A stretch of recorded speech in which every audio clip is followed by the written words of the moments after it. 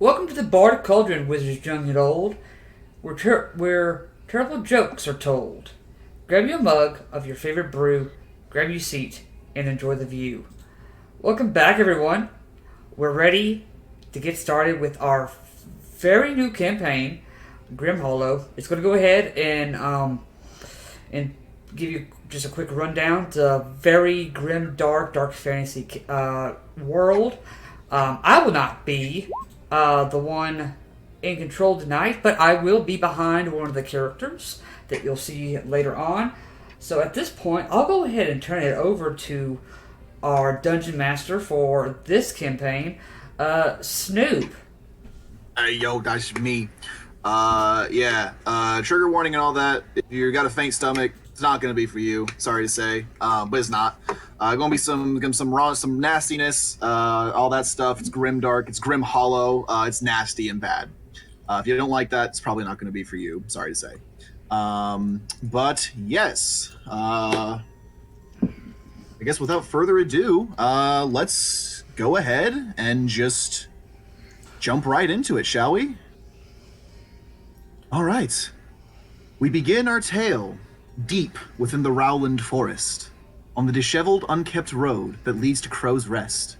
The dark woods around you all almost seem to creep closer the farther you travel, the trees, branches reaching forward like long, decrepit fingers. A cacophony of woodland beasts gives the forest a feeling as if it were alive, calling out, waiting to ensnare its prey. The early morning sun does little to illuminate the forest floor, the dense branches and foliage choking out the light from above. Despite the eerie surroundings, Thumo, if you can go ahead and introduce your character. Go ahead and give a description of what you look like. Yeah. Thumo is a grayish-skinned lizard folk in dragon scale armor, basically just reflavored scale mail. He currently has a mace in his right hand, a shield in his left. On the shield, there's a symbol of, looks like hands holding a cup. Kind of like, it's got some kind of red liquid inside, but just a couple drops every now and then drip from the cup on the shield. And I've also got a sickle somewhere on me. But that's somewhere. The important parts. Well, I think you're missing a very, very important detail. Let's not forget the large and... You did not tell me if you approved that or not. Yeah. Okay. Yeah. Wow. I didn't get to ask you this, but if it's alright... I added all the stuff to your sheet already for level 1 Seraph. I wanted to go ahead and add a little flavor to this, if that's alright with you. Okay. The left wing is snow white.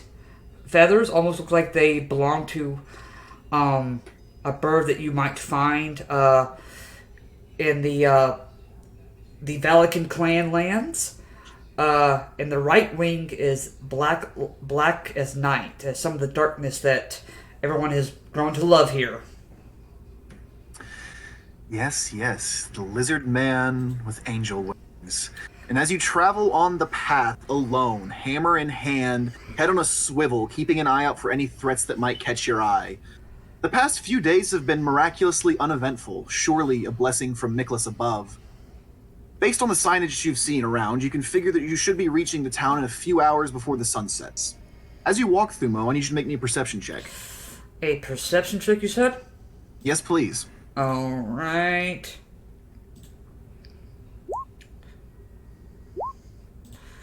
Wow, that's awful. DC was 8, not even kidding. Okay, cool. You are just about to continue walking through the path when suddenly you hear a loud cracking of a twig from just ahead of you off the path. Sounds like it came from somewhere in the underbrush. You see suddenly as 3 men brandishing old tarnished longswords leap from the underbrush to block your path. Before you can say anything, you hear from behind you, "What the fuck? It's got wings! Like an angel's! I'm no biologist, but that don't seem right." You look behind you to see another 3 men with swords drawn, blocking your path both front and back. Another brigand from ahead speaks in front. Right. Now, whatever the fuck you are, just listen. Give us whatever valuables we got, and we might just let you go unarmed. This map here. Oh, are you transitioning me to a different map? Alright, BR back AFK. Okay. See, there's 3 men behind you. Okay. Right, there's 3 men in front of you. All right, here we go. There's 3 men behind you. That's beautiful. I like the map. Okay, you said there's you said there's 3 behind me too, right? So they got me kind of like in a. What's that? They have got you in a pincer attack. Okay. Well, my friends. Beautiful that I might finally see a friendly face on the road. Unfortunate for you, I don't think these faces are friendly. It's all Give right. us your fucking money. In the next life, you'll be much nicer to me. I was hoping you'd say something like that. Get in, boys! I need you to roll initiative for me, Fumo. Alright. Beautiful. This must be payback for having the rocks attack you, wasn't it? This is what you get for traveling alone and rolling that D1. Yeah, that's fine. Let me pull, got initiative here. Bam.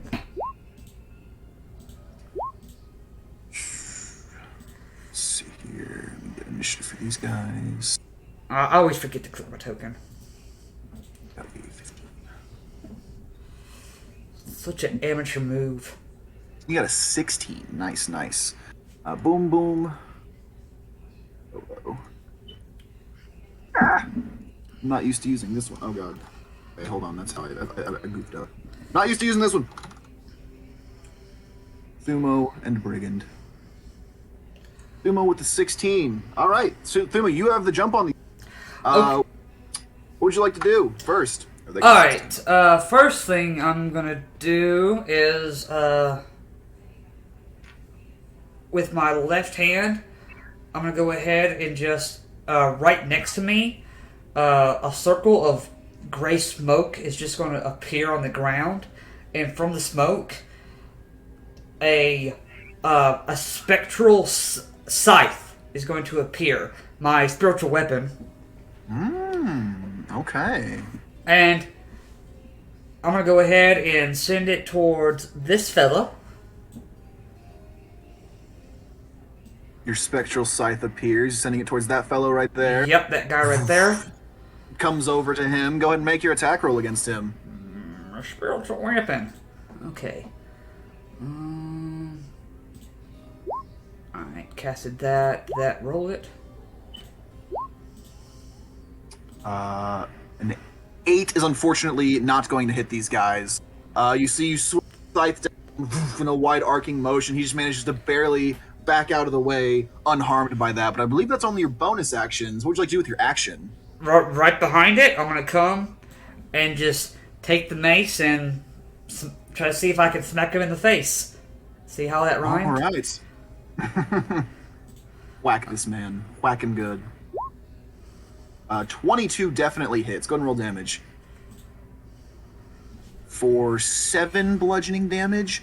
You come and you hit him right across the side of the jaw. You see he just kind of stumbles for a second. Very injured, but not quite dead. He's like, fuck! You fucker! Is that all for your turn? I think that's everything that I am capable of doing at the moment. All right. The brigands on their turn. This first one here is going to behind you and try to grab you from behind. I need you to make me an athletics check, please. So, I don't know if this would change anything. So, this says that my wisdom score would go up by 2. Yes, So, well, to a max of 16. To a max of 16. Which your wisdom score is already 16. So, it would not have affected anything. Okay. Yeah, it wouldn't have changed anything. Okay. Your con score is also 17, so it would not. Okay, cool. So go ahead and make me an athletics check, because this brigand is trying to come up behind you and... Athletics check? Yes. Bam. 10. All right, he got 12. So he does come up from behind and gets his arms around your waist. You're trying to struggle free. The one that you just decked with your mace is going to try to swing at you with a longsword. It's a 13 hit. A 13, I believe, does not hit. Does not hit. Brings the sword down. You just parry off of it with your shield. No problem. Easy. He took it. This other one's going to come down here and is also going to try to hit you. Okay. Try to gang up on you and beat the shit out of you. Okay. Let's see. So this one up here does not have advantage. He's not flanking. A 23. That will hit. That will hit. For 6 points of slashing damage. This other one, 10 is going to miss. Another 10 is going to miss. And then the only other one with a 7 is also going to miss. So these guys are just trying to come at you. You have thick armor, luckily. You feel protected. Their blows are mostly getting bounced off of you. How much damage did I take from the one guy? Do what? How much damage did I take from the one guy? You're cutting out. I can't quite hear what you're saying. How much damage did I take from the one guy, the 23? 6 points of slashing damage. Not that much. Okay. Anyway, go ahead. As you are in the middle of this encounter, just struggling, trying to get this brigands to leave you be, somewhere close by, you hear this sound of wagon wheels as we go to the other 3 members of the party. Okay. You all sit semi-comfortably in the small wagon you obtained for the trip to Crowe's Rest. The path is rough and travel is slow, with your one horse trudging along the uneven forest path. You all sit quietly in the dim light of the forest, praying that none of your newfound traveling companions try to pull anything. Clifford, you can go ahead and describe your character for us real quick. I would assume I'm the one driving. Yes, you are in the one at the front driving. Clifford is a mountain of a man, 6'4", just biggin'.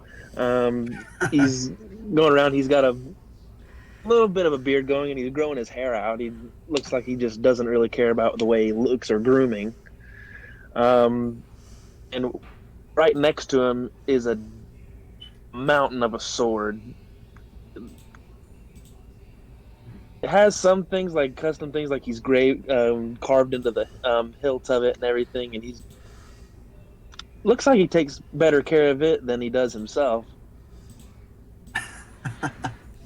He's just humming to himself as he's just getting the horse to just keep going trucking. Oh yes, and you are keeping a vigilant eye on the 2 that are traveling. You feel uneasy being so deep in the woods. The calls of the beasts around you remind you of more unpleasant times. Not only that, one of your companions appears to have scars like those who have been affected by the weeping pox, and you've been making sure to keep your distance. Honora, you can go ahead and introduce yourself. So, sitting on the cart with Clifford and his other companion is Honora, who appears to be a young humanoid girl whose face has been pocked and scarred by the weeping pox. She's a young teenager with just absolutely wild hair. It's red, it's brown, it's gold in certain lights. It's really, really interesting to look at and hasn't been brushed in quite some time. She dresses very humbly in like a tunic style dress, and she has a thick cable knit sweater sort of tied around her waist, as she thinks the climate here in what she calls the South is unseasonably warm in her mind, but she still has that sweater with her, and she has these gray-green eyes that are very wide and look a little bit vacant. Even if she's looking out the window, it doesn't seem like she's actually looking at whatever it is she's seeing. Yes, and it is obvious to you, of course, that the large, muscle-bound man is keeping most people. You've always been an outcast, so you just shrug and are grateful that you managed to find people who are even willing to take you on. Last, but certainly not least, we come to the shadowy figure sitting in the corner of the wagon, just minding her own business. Orsana, if you could please introduce your character. Yes, Orsana. Most definitely trying to keep as distant as possible. So can't tell because sitting down, but 5 foot shadow elf, yay. Clearly a ranger with all the like bows and arrows and things on her. Green piercing eyes just contrast to her pale skin. Cream and black hair. It's tight to her head, 4 braids that when they get to the back of the head stop and just are a mass bush of curls of black and cream just mixed together. On her face, it's probably like a mix of whatever she's found in the forest, dirt and grime, and is just black, kind of makeup-esque stuff over her eyes. Looks like printed celestial type of imprints on her foreheads and cheeks, and the same as on her lips, just black, and anything that she can do to hide in the shadows, she's basically done. Yeah, she's in like dark green kind of hooded cloak that she's kept down at the moment, and yeah, gloves and boots, and just ready for anything and everything to come her way. Yes. Now, Orisana, you had heard about Crow's Rest and decided at least. You're cutting out. But suddenly from up the head on the path, the sounds of fighting can be heard. What would the 3 of you like to do? Clifford will basically start slowing down as he hears weapons clashing and everything, and he'd see how close he could get until he sees at least some of it.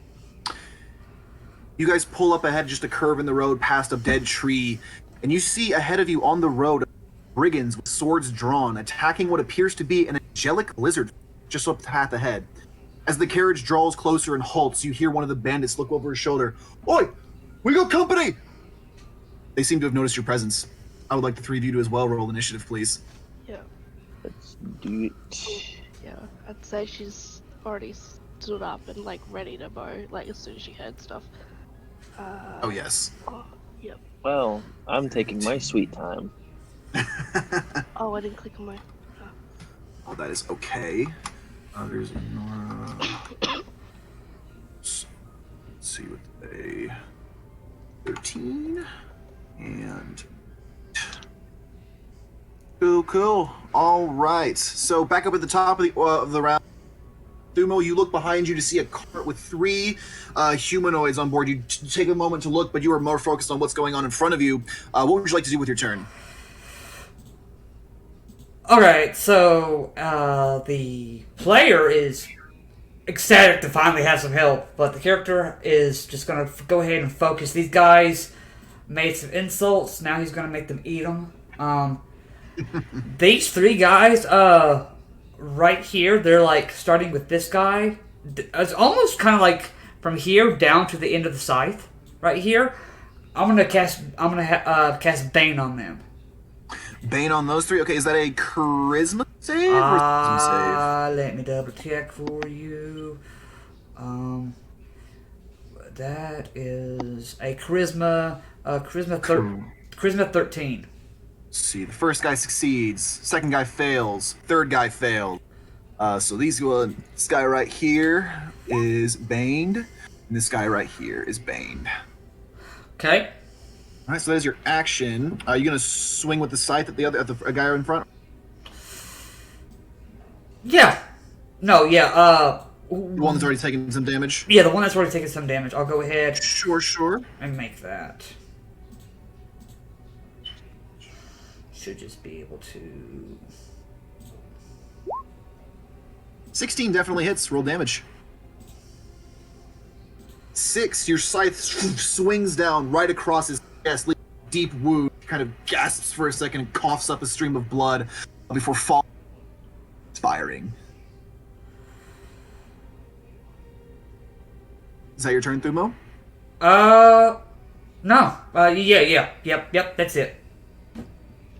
All right. Going to the brigand's turn. the two brigands that you had cast Bane on, they look over and they see the huge muscle-bound man with this giant sword, and a look of pure terror comes over their face as they go, "Oh fuck! Oh shit! That's him! That's the beast of fellow up! We're gonna get the fuck out of here!" They are going to run as fast as they can into the woods. Would you like to make an attack of opportunity against one of them, Thumo? This guy right here. All right, go ahead. Dumb question. Did we say whether or not in either in another game if whether or not spiritual weapon would too, or would it just? No, spiritual weapon does not get attack opportunity. I just wanted to double check and make sure. Some say yes, some say no.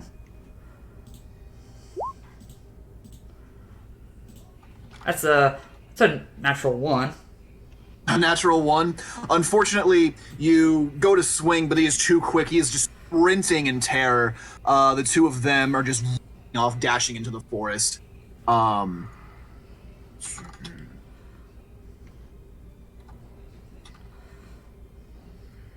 right, the other brigands. This one's going to move. They're just going to attacks you. The first one, 11 is going to miss. An 18, I believe. Does that hit? 18, yeah, 18 does hit. So you'll take another 10 points of slashing damage. He comes in, shanks the sword right through your side, and he pulls it out, leaving a nasty gash. And the third attack with an 8 is not going to hit. Nope. All right. Honora, what would you like to do? You see two of these bandits have fled, seemingly as they saw the man driving your cart. There's 3 up ahead, ganging up on this poor angelic lizard folk. What would you like to do? Where am I in relation? Where's our cart in relation to all of this? It is down here. Wherever I'm pinging. There we go. I had the map too large, so I didn't see us there. Alrighty.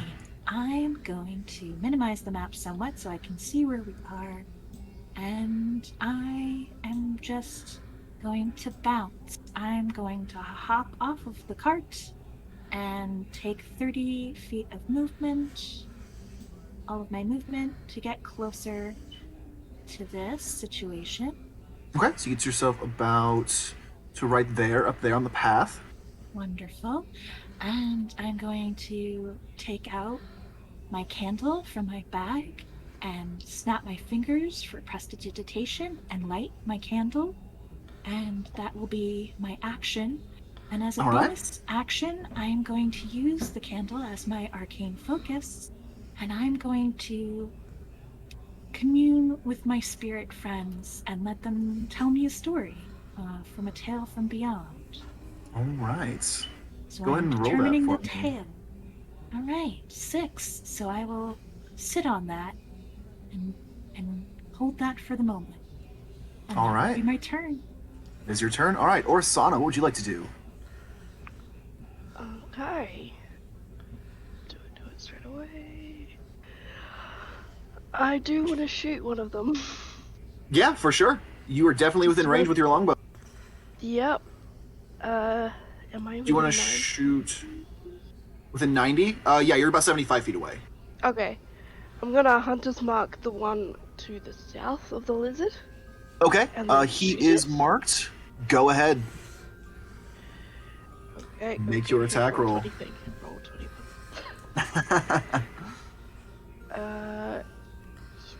Longbow. No. That one. 19 hits. Go and roll damage with your extra d6. That one. This will be a d8 plus, yeah, there you go. Hunter's mark for 4 damage, and then a I don't know which one you read, so. Do you read the one on the left or the right? It's the leftmost one, unless you have advantage. Okay, no, it's left. As far as I'm aware. Yep. Alright, and then, yeah, whenever you get that damage roll. Did I? I thought I clicked it. Right. Well, no, clicking on the weapon doesn't roll damage. You have to do Ah. and then roll. Be a d8 plus 4. I think that's your next modifier is 4. Or if you click on the word longbow where you rolled, it should. No, I don't have I don't think I have. I don't think she has damage turned on. Oh, I do, but okay, that's. How do I? Go ahead. I How do got you. turn on? I got you. Okay. Hey, then if you just click longbow, it should roll the damage for There you. you go. Now it's on. You can just click longbow again. Just click it. Okay.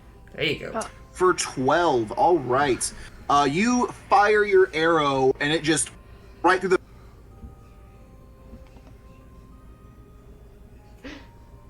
Right through there, and then you cut off. He's a dead man. Okay. All right. Is that your turn, or you want to move at all? No, I'm staying in the cart. All right. Yeah. Can I move Hunter's Mark now, or? It'll be on your next turn. Takes a bonus action Okay, to do so. cool.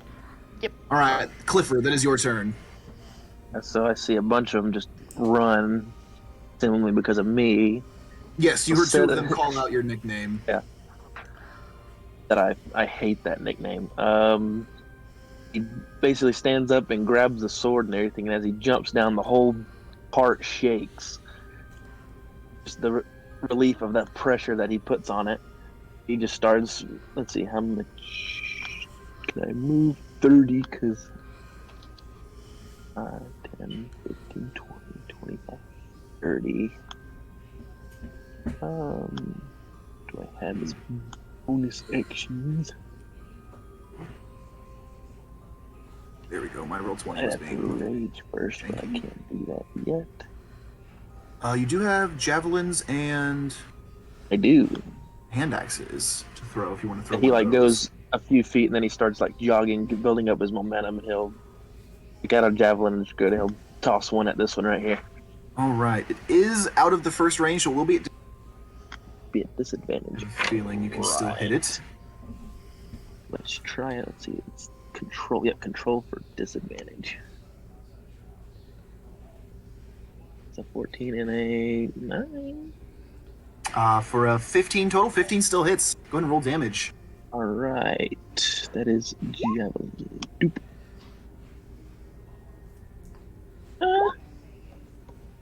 For 9 points of damage. You throw the javelin and it right through, down to injured but still up. Yeah. They'll just look at him and see just the big man just basically getting ready to hoist his big ass sword up. Yes, your giant sword. All right, Thuma, that brings us back to you. People are- Okay. One of the brigands and severely injure another one. Alright. Any of these guys have been hit yet? This guy right here is really injured. The one to your right.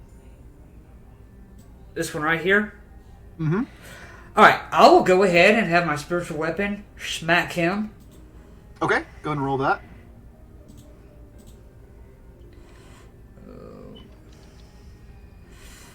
Thought I had it ready. Here we go. Spiritual weapon. Bam. An 8 is not going to hit, unfortunately. Alright, no, that's not a terrible thing. I will go ahead. I don't know why it zoomed in like that on the roll 20. But I'm going to go ahead then and I'm going to go ahead and shoot up 30 feet in the air. All right, so both of them will get attacks of opportunity against you for that. Yep. Which they are going to take. Let's see here. With their long swords, they will have advantage because they are flanking you. Okay. Boop. First one for on dirty 20, 15. Dirty 20 hits, 15 does not. 8 plus 2 for another 6 points of slashing damage as you lift. Okay. But you are now 30 feet up in the air. You're Okay. This guy right here that's running away, he's going to get a lovely guiding bolt. okay. Go ahead and roll that. The guiding Is bolt. this against the top or the bottom one? The bottom one. Okay, cool, So cool. the guiding bolt, just for flavor, this is how it's gonna look.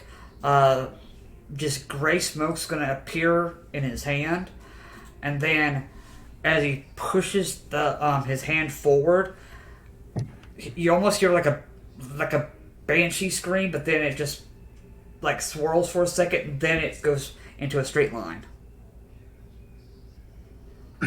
There we go. 18 will definitely hit. Go ahead and roll damage on that. That's 4 range. Did it roll. 14. Or that's. Are you doing second level guiding bolt? Screw it, yeah. Well, okay. You click second level. I don't know if you wanted to or not. All right. So 14 points of radiant damage. Bolt of grayish black divine energy, and it just shoots a hole straight through this man's chest. He takes a couple steps forward before just face planting into the soil, just dead. I'll see you in a couple of years. All right. Is that your turn, Thumo? Yeah. Let's see. All right. That brings us to the Brigands. This one is just going to sprint as fast as he can. Off the battle, he's sprinting into the forest, and he is, for the purposes of this, gone. These other two, seeing what's going on, seeing how most of their companions are dead and they are now outnumbered, they are just going to do the same and attempt to flee as well. They don't want any part of what's going on right here. They bit off way more than they could chew, and they are just going to attempt to flee into the woods. You would get an attack of opportunity normal, but you flew up. Yep. All right. Do you guys pursue the Brigands? I won't. No. All right, then. Then you guys are out of initiative as the manage to flee back into the woods from whence they came. No longer in. I'm gonna go You see ahead. these individuals. Oh yeah, he did run off with your javelin still stuck in his leg. He did. God damn it. You see these three individuals who have come to your aid. And what would you like to do, Thumo? First thing I'm gonna do is land.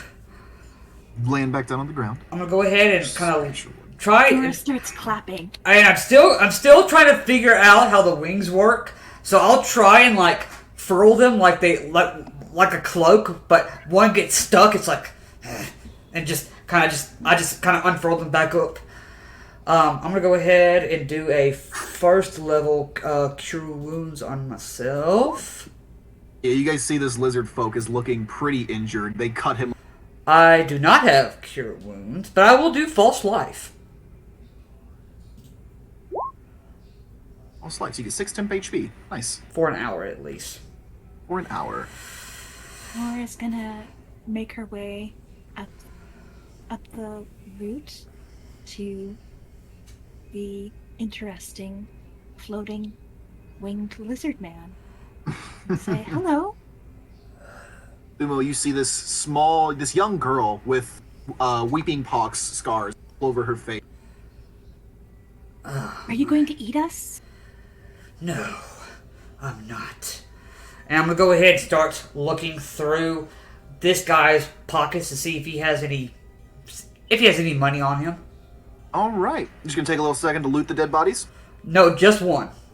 Oh, just one. Okay. Go ahead and roll me an investigation check. Clifford will bring the cart closer. Yeah, just the one that was Just the one that was talking shit. Up closer a little bit to where these guys are. Oh, you got off there for a second. There you go. Or investigation. I don't know if that would not perception. I'll let you go and reroll that. Yeah. I'll be nice. Thank you, I appreciate it. It'll be a rare moment of. It's not any better, but no. I want my arrow. No, That's unfortunate. yeah. You look these guys over, and you really they have their weapons.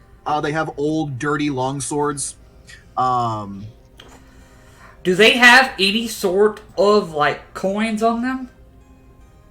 With a nat 1, you don't know.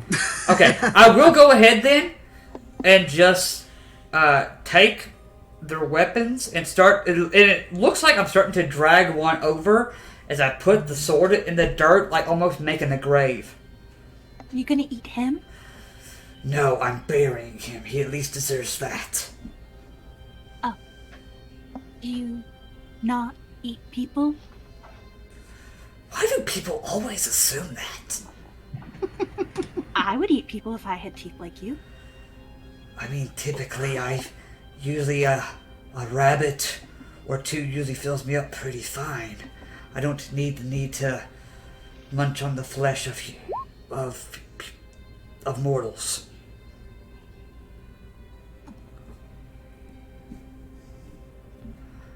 I've never seen anybody like you before. What are you?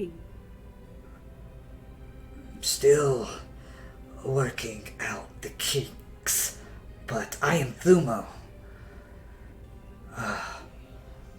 I am a seraph. Really? New seraph. Do all seraphs have scales? As far as I know, I'm the only one that I've seen with scales. Marvelous. And who are you? Oh, I'm Honora, and that's Clifford over there. Clifford, did you get your pointy thing back? No, he took off with it. That was rude. And this is Orisana? Pleased to meet all of you. Quick question. So, in an earlier book,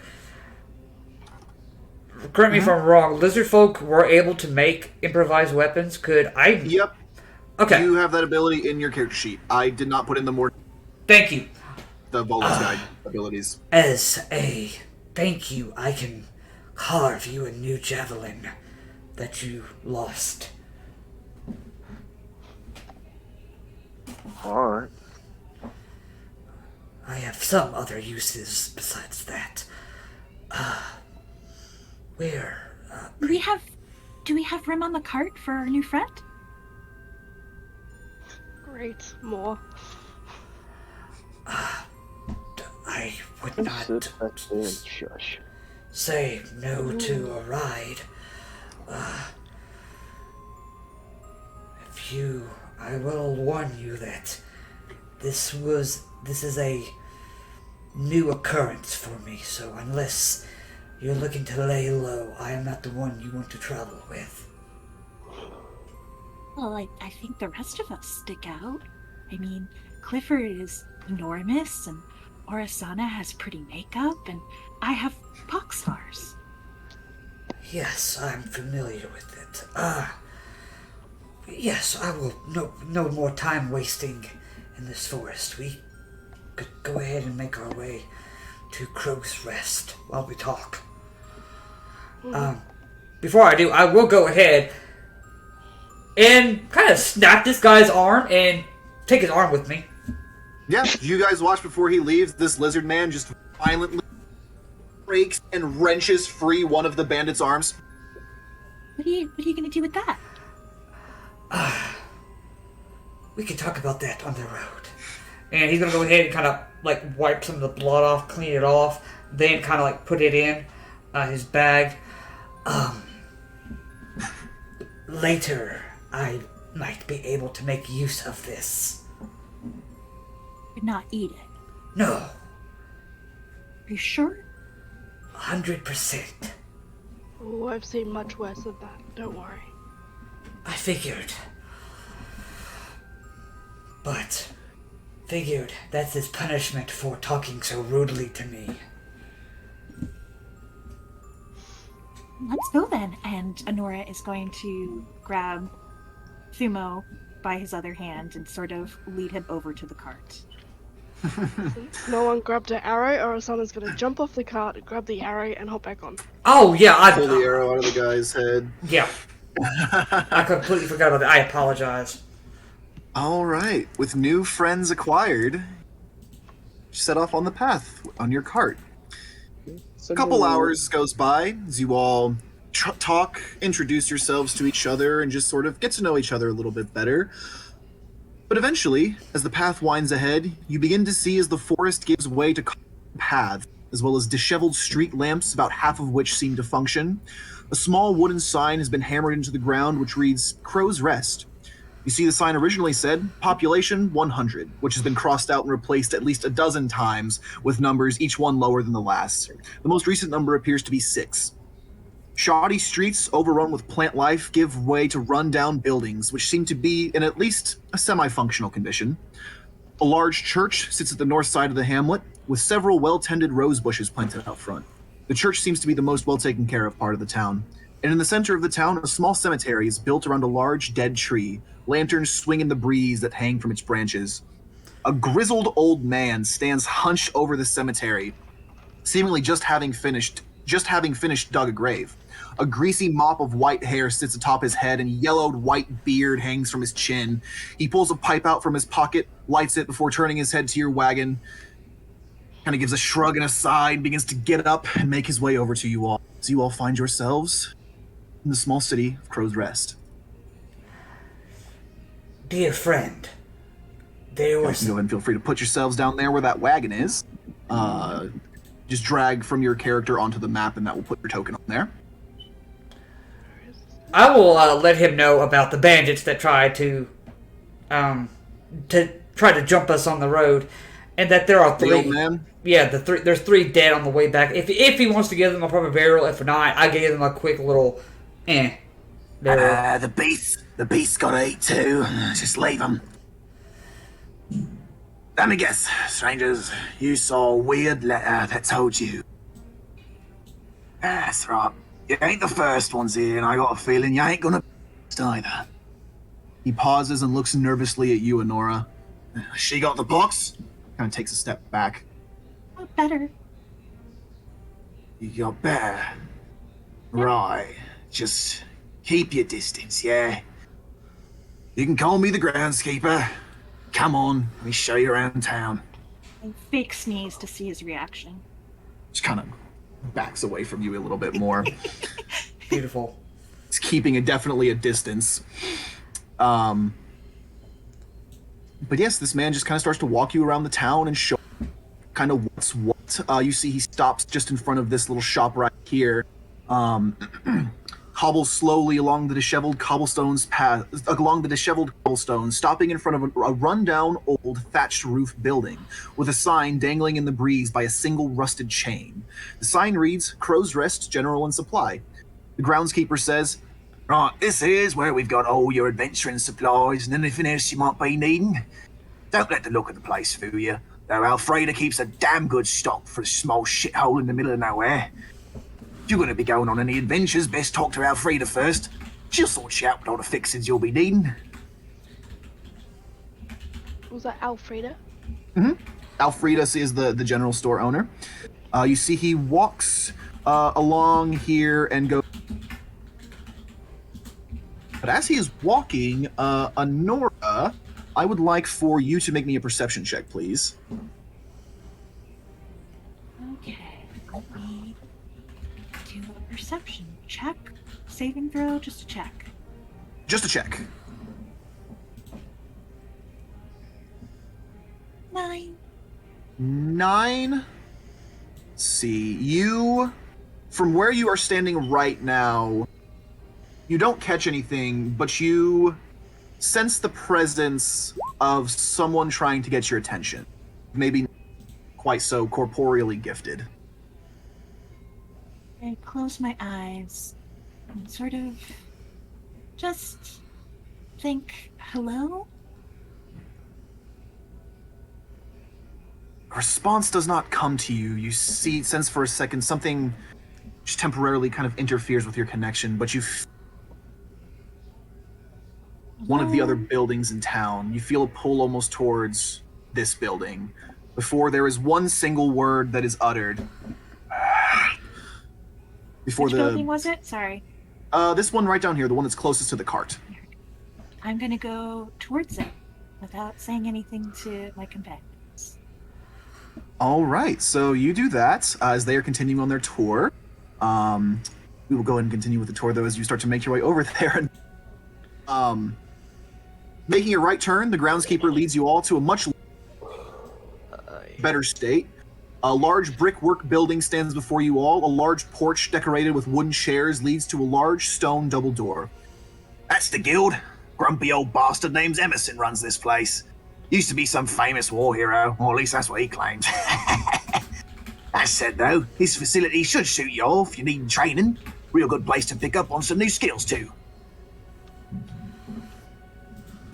See, as he continues walking down the path, just down the road, you all see a relatively new-looking building. The stonework hardly has any chips or cracks, and the windows are all still intact. Large vats of strange chemicals bubble and hiss to the side of the building. As he moves you all up to here. Right, this here is the most recent addition to town. Our very own alchemist shop. Camilla runs this place. A nice enough girl. Bit eccentric, but she'll be able to get all your potions and poisons sorted out. And I'm sure she'll be happy to pay you if you bring her some of that rare ingredients she's always looking for. Pay for ingredients. Her money's up. He walks down the road to the front of the church. This building looks, yet seems to still be regularly maintained. Lovely rose bushes are planted, and a beautiful stained glass windows depicting the arch-sheriffs can be seen. This here's the pride and joy of Crow's Reach. Father Christoph keeps this place in tip-top shape. He also keeps shrines to all the arch-sheriffs in theirs, if any of y'all care for that. Yes. Sorry, Thank you. cut off there a bit. What was that? He said, this is the church. Father Christoph is the one. And there's And it's just to the arch-sheriffs? yeah, the gods are dead. People don't Yeah, worship yeah. the gods. Yeah. I didn't know if it was like, if they had a particular name for the church, like, or anything, like Church of the Seraphs or whatever. The church is specific. Yeah, Father Christoph himself's a follower. He's the Arch-Sheriff of Mercy, but he's got other ones in there. Other shrines to all the Seraphs. Who was he a... Miklas, the Arch-Sheriff of Mercy. Oh, okay, interesting. Yes. He...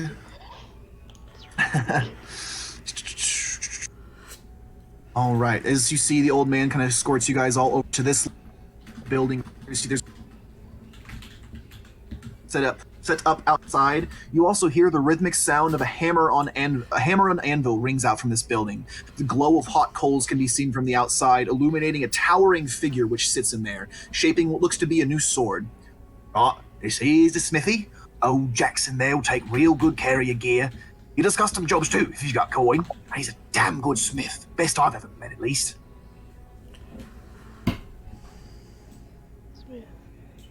Smooth. And last but not least, he walks you guys all down to the building That Nora's at? where Nora had snuck off to. This large building seems inviting, as the smell of cooking meats and cheap booze can be smelt from the street. A wooden sign hung above the heavy Marley's. Right, here's where you're all probably going to be staying. There's a few more travellers already. Another one.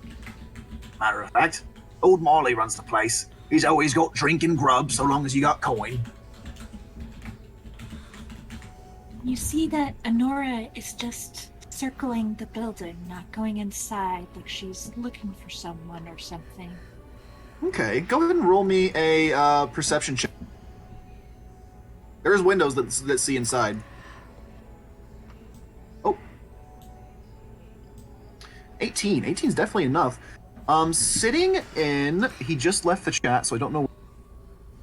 but sitting inside the building, you see a kind of a cloaked, mysterious figure, definitely keeping to himself, just sitting at a table alone. And Honora, something about this man just kind of speaks interesting to you. You see him sitting there.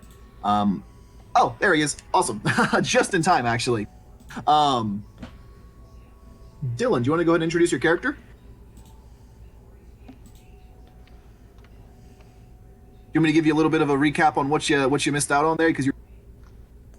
Dude, I just sat back down on the desk. Sorry, yeah, I've missed pretty much everything. I was doing what I could on my phone for my spells and character sheet. Oh, don't use your phone on Roll20. It's pure trash. Yeah. Didn't have too much choice. That's probably why I was sitting there like I misprinting buttons and oh, good God, it was frustrating to say the least. Well, go ahead and, at the very least, go ahead and just roll a perception check if you don't mind. Okay, how do I roll specific skills on here? So in your sheet, just click on perception. There you go. There you go. A 9. Okay, so you are just sitting in this tavern. You see the table across from you. You see the bartender You just got to this little town this morning. You didn't really stop to talk to anybody. You just kind of came in. You see there is a gnomish man and an elven knight of some kind sitting at a table, sort of bickering back and forth to each other about how the other one is an idiot. The bartender is just kind of sitting there cleaning a glass over and over again, just pretending to do something. And you're just sitting at a corner table by yourself. Your friend that travels with you for so long, you could sense that they were traveling on their own for a second. They went out, someone to try to go do something. You're not sure what, but they appear next to you again. And if you want to go ahead and describe your character as well. Somebody has taken an interest in your character. All right. I am best I could really describe myself is, the cloaked, hooded, ragged traveler type. I'm about 6 foot, 175 pounds, very average build, carry a quarterstaff, and covered in mostly leather, but doesn't even appear to be armor. If anybody's seen Lord of the Rings, I look a lot like Strider in the very first movie. Okay, similar. Alright then. Yeah. That's pretty much, that's describes me decently well, except my hair is white. This is the figure that has caught my attention. That is the figure who has caught your attention. Wonderful. I go running into the tavern with absolutely no regard whatsoever for my companions, for decorum, for the fact that people might be alarmed or startled to see somebody with a pockmarked face come running by, and I'm just going to whiz right there and try and sit myself down at this person's table, and I'm going to ask them, "Are you dead?" You see as this young teenage girl sits down. You're breaking up. I can't hear you. There's a person sitting at your table now. Just comes right up to you and sits down at your table and asks you. Think like a Disney princess with plague on her face, who's just sat down at your table and asked, "Are you dead?" Let's see. I will kind of nonchalantly pull up something of a rag, a handkerchief on my neck over my face. And say, "Pretty sure not yet." Do you know somebody dead? As you say that, Nora, you see as there is just a spectral figure behind you. It is just manifested as you've said that from just out of the wall, just Well, hello sort of there. hovers over him. And I completely ignore this man now and just wave hello to the spectral figure behind. Spectral figure gives you a wave, doesn't say anything.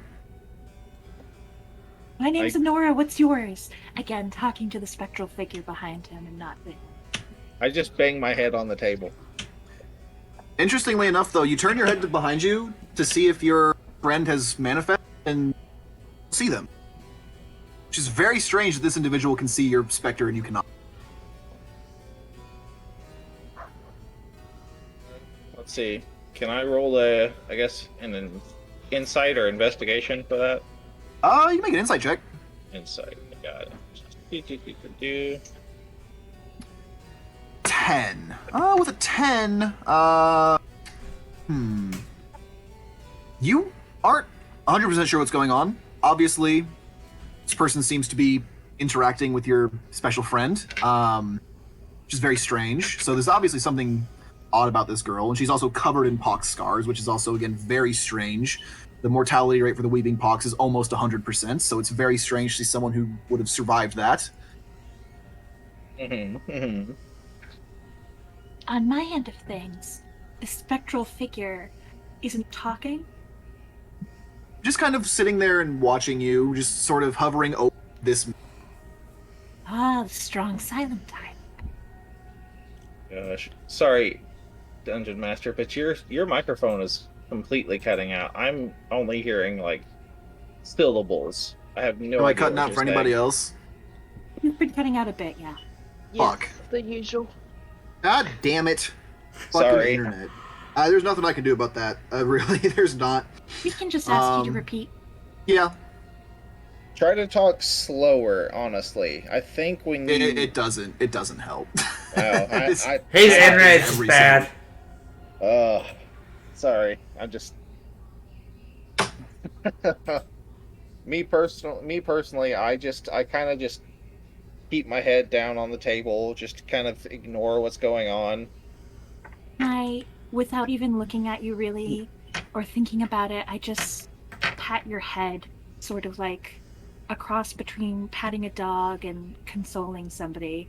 But again, not looking at you, just directly, mostly interacting with the spectral figure I see. And for you this is strange, but for me this is very strange because I'm used to hearing the ghosts and not seeing them. It's so fascinating. At this point, I think I would have came in by now, and now yeah. At this point, you guys have made your way inside as well. Old groundkeeper, he just goes, "Alright, that's pretty much the run of things. Our town is small, but we're a proud lot. Most of us have been here our whole lives. Anywho, I got work to do, so I'll leave you all to it. Just don't go causing no trouble now." Not that we don't plan on it. Right then. And he just goes off, just do his...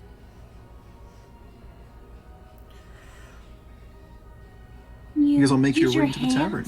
Can you use your hands to talk to me? I say to the ghost.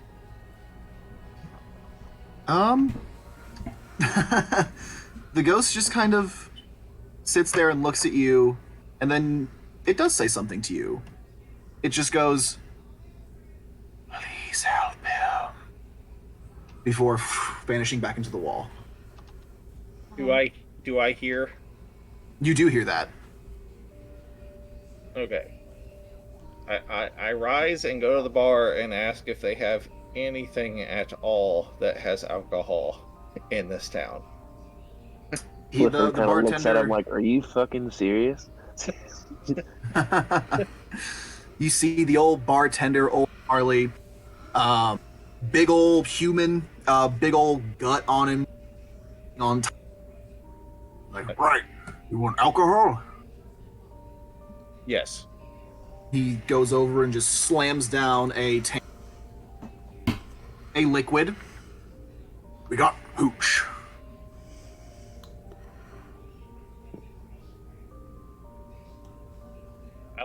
Sorry, Dungeon Master. It doesn't seem like my money transferred over. I have no idea how much. Everyone should start with like 10 gold. Okay, well.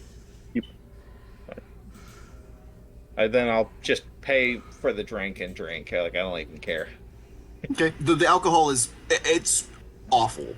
It is awful, but it's alcoholic. Well, life's awful, so why not? Why not this too? Do you come back to the table, or are you staying at the bar? I chug the first and get a second, and then I go back to the table.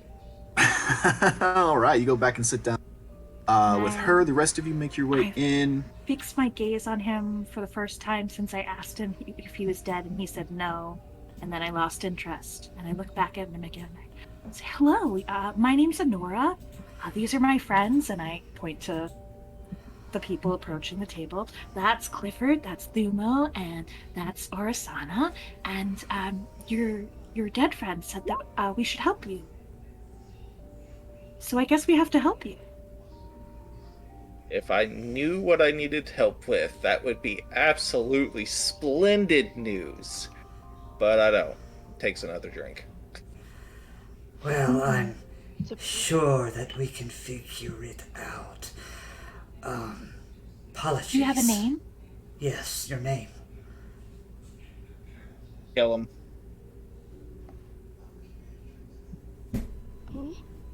What was that? Kellum. Kellum. Kellum. Kellum. Kellum, what are you looking to do? I follow her around. Your dead friend? Yep. That's it. I have no purpose in life. When you say dead, you mean... I mean dead. Like I mean, apparition dead or Walking Dead dead? Well, that would be undead.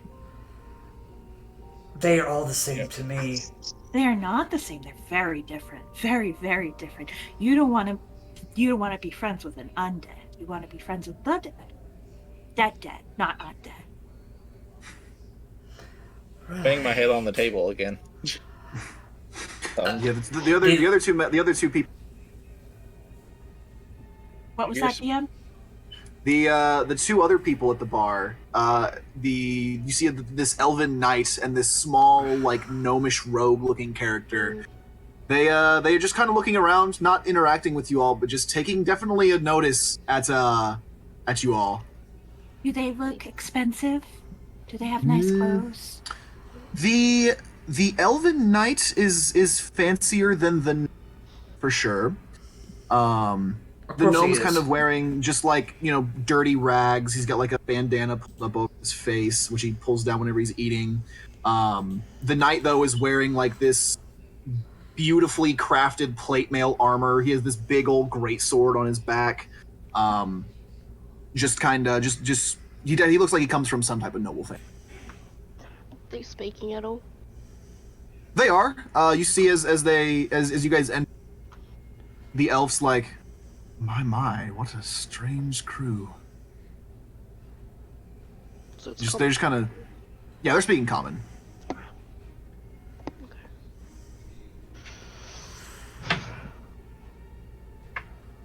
Oh, You actually see at this point, Clifford, are you doing anything? I am sitting at the bar. I am not at the table. There's a guy hitting his head on the table. I'm talking about ghosts. I know nothing about that. You see the elf kind of he's like, hold on a minute, I'll be right back. And he stands up from his table, comes over and sits down next to you. Pardon me, sir. What? Do you happen to be Clifford Sharpman, Beast of Fallowheart? Yes, I am. He's just trying to take his drink. My, I must say. It's an honor to meet you. I've heard much of your tales.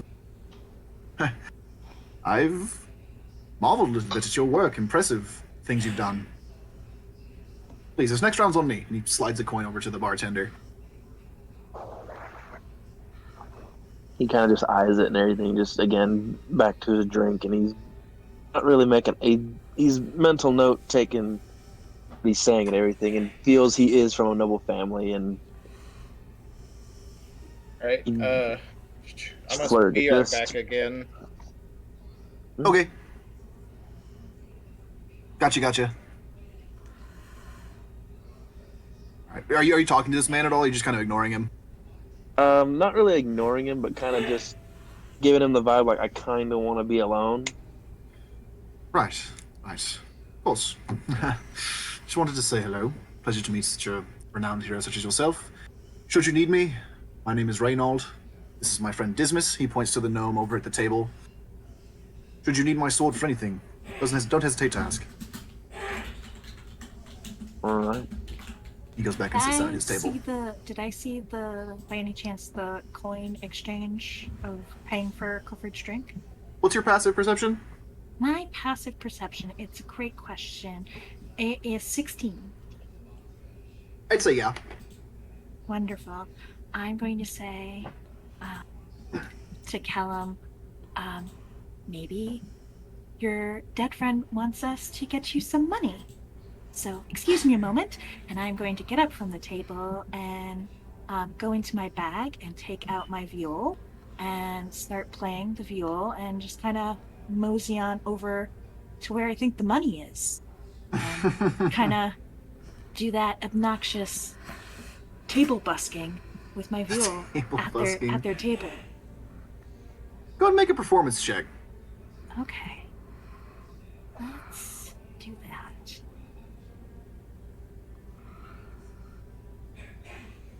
It's an 8. 8. As you start playing, little bit of stage fright, which is not normal for you, but just the new area, it doesn't come out quite as lovely as you would have liked it to. You see the little gnomes, there's like, ow, God, piss off with that, ow.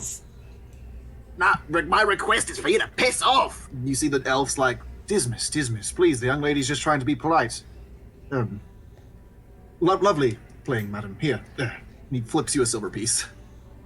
Your patronage is much appreciated, and I keep playing. Of course. Oh. Absolutely beautiful.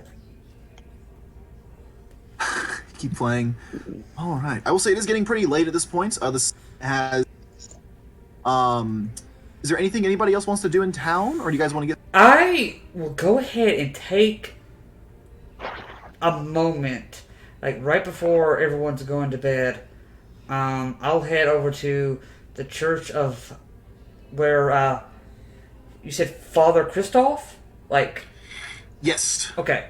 I'll go take a look and take a gander in there. Okay. So you're gonna make your way over to the church where Father Christoph. Yes. The interior of the church is lovely as well. Tiles and marble pillars that stretch up into a large mural on the top of the ceiling, where there is just a depiction of all of the angels fighting alongside the gods in what was the God War. Just this lovely depiction. Inside, you see there are a bunch of different rooms, each one of them with a different name for an archseraph. You assume those are where the shrines to the other ones are located. There are pews in here, and in the very center, you see this massive, glorious shrine to Nicholas, the archseraph of mercy, where you see an older gentleman. Let's see here. He's old, maybe in his like 60s or 70s, but he's just sort of there and praying as the door. And he just kind of pauses for a second, just to look at you. What do you say? Greetings, Father Christoph. Pardon the late intrusion. I am Thumo. Angel from above. I can sense his holy presence within you. Not from above. We must have much to talk about. He just kind of kneels before you and starts praying to you. All Okay, I'm right. back. Well, the short version of it. And I look at the depiction of the war. That happened. I guess, Nicholas was injured. And they landed, in my home.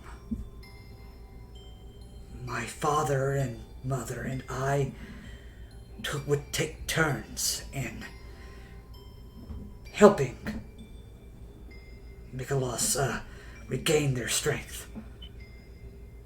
And before they left, they bestowed these. And I let the wings kind of unfurl for a moment. See, there is just zealousy in this man's eye. Oh, it truly is a blessed day when a savior from the great Miklas. Thank you, Lord, we pray. What can I help you with, child? What can I help you with? Anything you would like, I would be of assistance. Nothing at the moment. I just wanted to meet another brother of faith. Is all. Of course, there is no man more zealous in town. Shrines to all the arch in pristine condition, especially to our Lord Nicholas above. What brings you to our town, most gracious? A blessing from above. This is where I bring in the reason why I'm here, the plot hook. This strange letter then. Yes, I see. it reached the Shaded Haven, and I figured what better way to show that though the gods are gone, the Seraphs still hope for this world, then come and show those works. Yes, and they are kind, especially Lord Miklas above, Seraph of Mercy. It is truly fate that you are here in my town with me today. I feel as long as you are here, things will start to work out for Crow's Rest. No more people will be dead. Things are going to start going our way. Even if they do. And I'm going to just go ahead and kneel down with him, put my hands over his hands. We'll give them a beautiful place to rest after this place. Of course, yes. But if I do need anything, holy water... Do not hesitate. Do not hesitate to ask. We'll be happy to provide. Thank you, Father Christoph. It's been a pleasure to meet you. No, the pleasure is all mine. And he bows before you again. That will take some getting used to, but I was warned that this would happen. And I'll head back to the tavern. All right, what's everybody else doing while he's doing that? Just kind of chilling at the tavern, or anybody have anything specific they want to do? I was about to say, did I miss anything besides that conversation, which I technically wasn't part of anyway? Just the Honora played some music. Badly. The other two people at the bar badly. She got one silver. That was about it. Which I then, once I have had my fill of playing music for the fancy elf man, I'm going to come back to the table and put the silver in front of Kellum and said, "Here you go." And I'm going to look up and past him where I saw his dead friend earlier, and I'm going to say, "Did that help?" DM, does a silver buy a lot of booze? A silver is enough for one drink. Okay, then yes, it helped. I'm not asking you. I'm not asking you. Dead friend, hello? Did that help him? You just kind of hear a whisper in your ear, Honora. For now. And Honora smiles and feels very pleased with herself.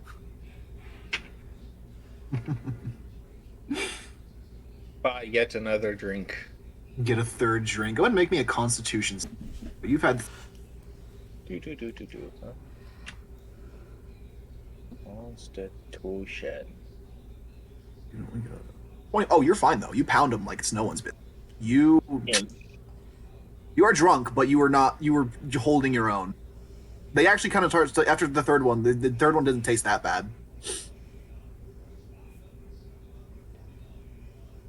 All right. Anybody have anything else they want to do before you guys retire? Or... Nothing I want to do now. I have something to do I want to do early in the morning. Okay. Orasan, anything from you? Nothing.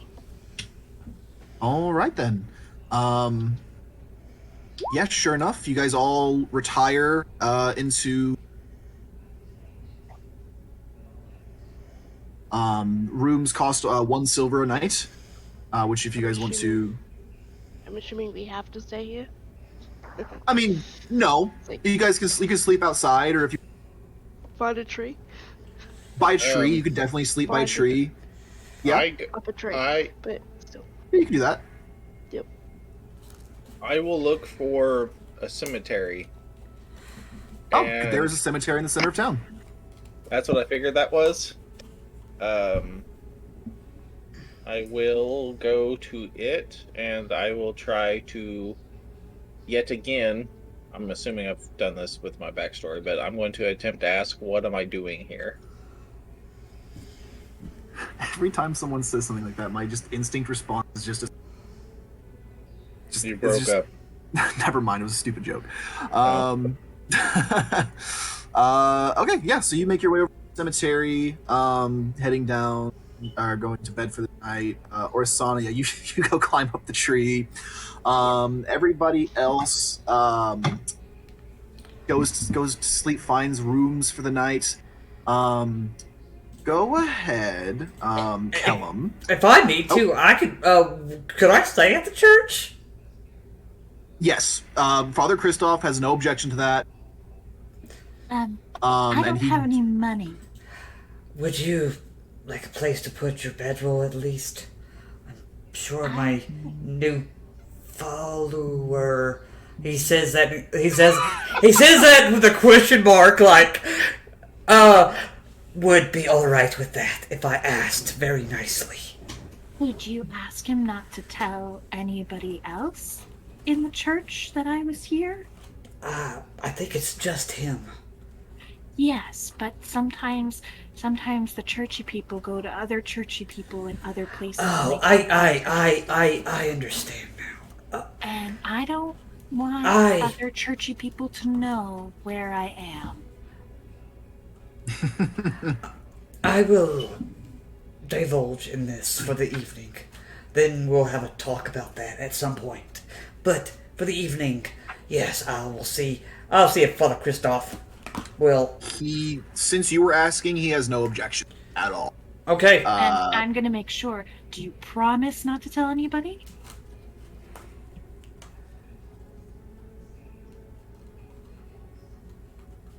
Father Christoph, do you promise? Sorry, I thought you were talking to him. Yes, no, I was talking. I trust the flying lizard man implicitly. Okay. I'm concerned of. He goes. He looks over to you, Thumo, and he's kind of like, "If that is what the great Archseraph Nicholas desires, then yes, your presence here shall remain a mystery or a secret." Very well. If you tell anybody, what'll happen? I haven't figured that part out yet. I'm still working on the judging scale, how I'm gonna do that.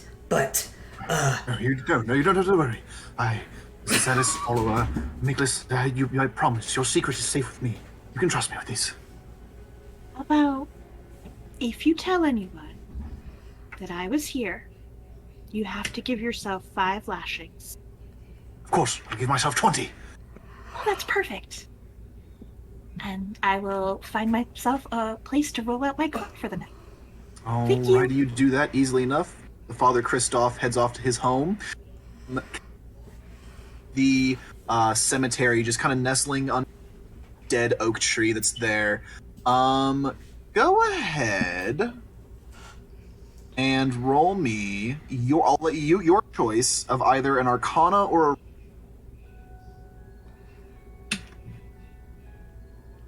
You're breaking up. I can't hear you. You cut out a bunch. Who are you asking? And it's Arcana or what? So Kellum, Okay. as you settle into the cemetery for the night to go to sleep, I need you to roll me either Arcana. You're silent again, man. it was either Arcana or what, Snoop? Or religion, okay. Oh, we love you, Snoop. Sorry, that shouldn't be funny. It's actually super frustrating. At least that wasn't silent. Fucking Discord. It kept happening, like perfect time to be like, Yeah, no, for some or reason not. Discord doesn't let me say certain. It just doesn't. Anything important, it goes away. Okay, so It lets him get out like every other noun. Does. every other syllable sometimes. 6. Oof. You That was my good one too. you see your specter there, sitting there with you.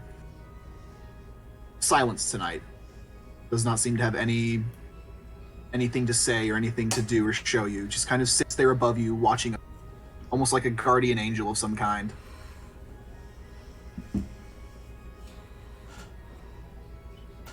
Can I try? Can I try to remember who this person was from my past? Roll me a history check. And I will say, due to your backstory, for the purposes of this, it's going to be with disadvantage. Okay. Did you get a chance to read my backstory after I finally made the sheet? Did you put it on your sheet? Yes. Or did you... It was. Then I did went, not read the official backstory, but I know what, like, the general... Yeah, I went with taken, and then the bonds kind of matched with that. So, says I was taken with another and returned as well, and I'm bound to them forever. So it kind of. I will definitely make sure to give them before next session. That's basically all for the technical Grim Hollow book stuff. I just wasn't sure if you caught that part or not. Okay, history. History 7. Not much better. Not much better. You sit there underneath the tree, just kind of, looking for answers, and it just comes up blank. Nothing that you can think of. All because I'm drunk. You are drunk a little bit, and before you know it, you doze off. Alrighty. You do have a dream that is slightly interesting. You see, it's the same dream you've been having for a while now.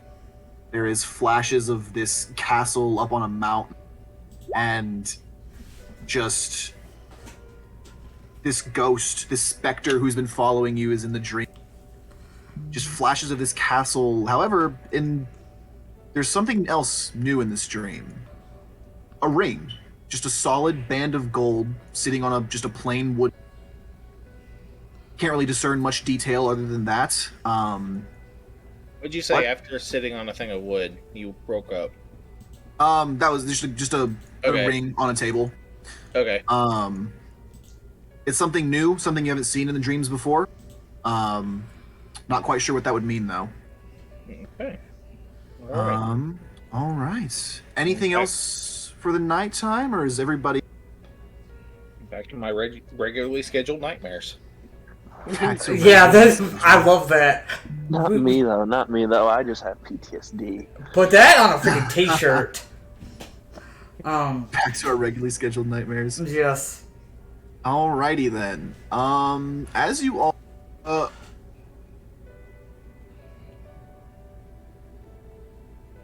You're breaking up again. Fuck. Orisana, are you going to sleep? Yeah, Keeping... for 4 hours. If it's okay, that's right. Yeah, because you are elf. So you only need 4 hours of sleep.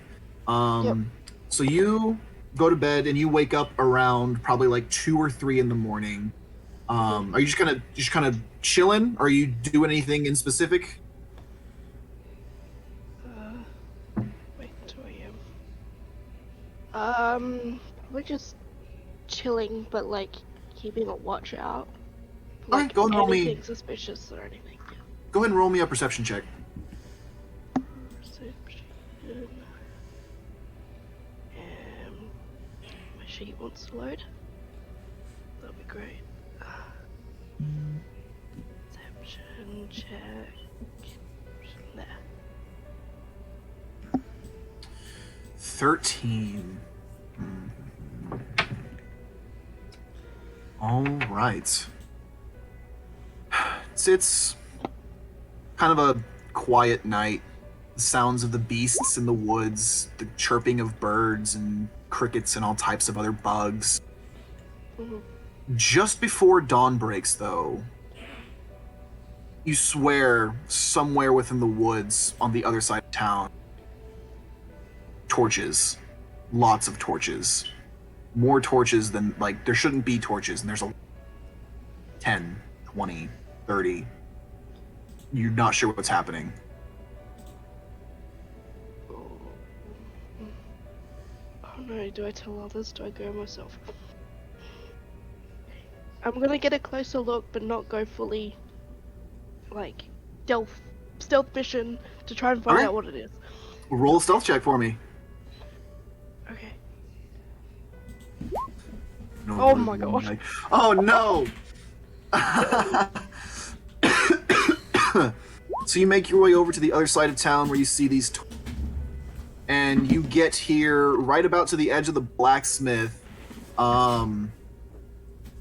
Before you even get a chance to see anything, you hear the belfry of the church just begins ringing extremely loudly. Dong, dong, dong, dong is being rung super vigorously. Father Christoph apparently had snuck in there at some point. You guys weren't noticed because you were asleep up to the belfry. Both of you inside the church are woken up by this. Everybody's woken up by this at this point. Everybody at this point has got a long rest. This is maybe at like 5 o'clock in the morning. So everybody can not? have. You guys have a long rest. Okay. You guys are long rested. Make a perception check for me, Honora and Thumo. Okay. What I miss? I had to. Father Christoph is like very aggressively. Ringing the bell. Oh, he's ringing the bell. Oh shit. Okay. You said perception. Oris has found some stuff, but check 25 perception. Okay, that's a really good roll. Thumo, go. Oh yeah, go 10. Thumo, you can't hear anything. Just Okay. You're breaking voice up. of. You hear the voice Can't of hear Father anything. Christoph. You hear the voice of Father Christoph ringing out even from the bell. Brigands! Brigands from the forest! Brigands, more of them. Yes. Can I hear that? You make a perception check. See if you can hear it. And with my 25 perception, do I hear the brigands Yes, breathing? you hear that. Oh, do you hear what? Do I hear the brigands breathing person by person and get an accurate amount based on the skill I have in perception? Over the I think for Honora, the high perceptions, we can narratively say that ghosts are telling her stuff rather than I can actually sense over the these ringing things. of the bell, you aren't sure. I'm not sure what. You're not quite sure how many exactly, numbers wise. S- Did Go I ahead. hear the brigands thing, or I'll say yeah. You guys all heard it for this. Yeah, you guys have enough of you.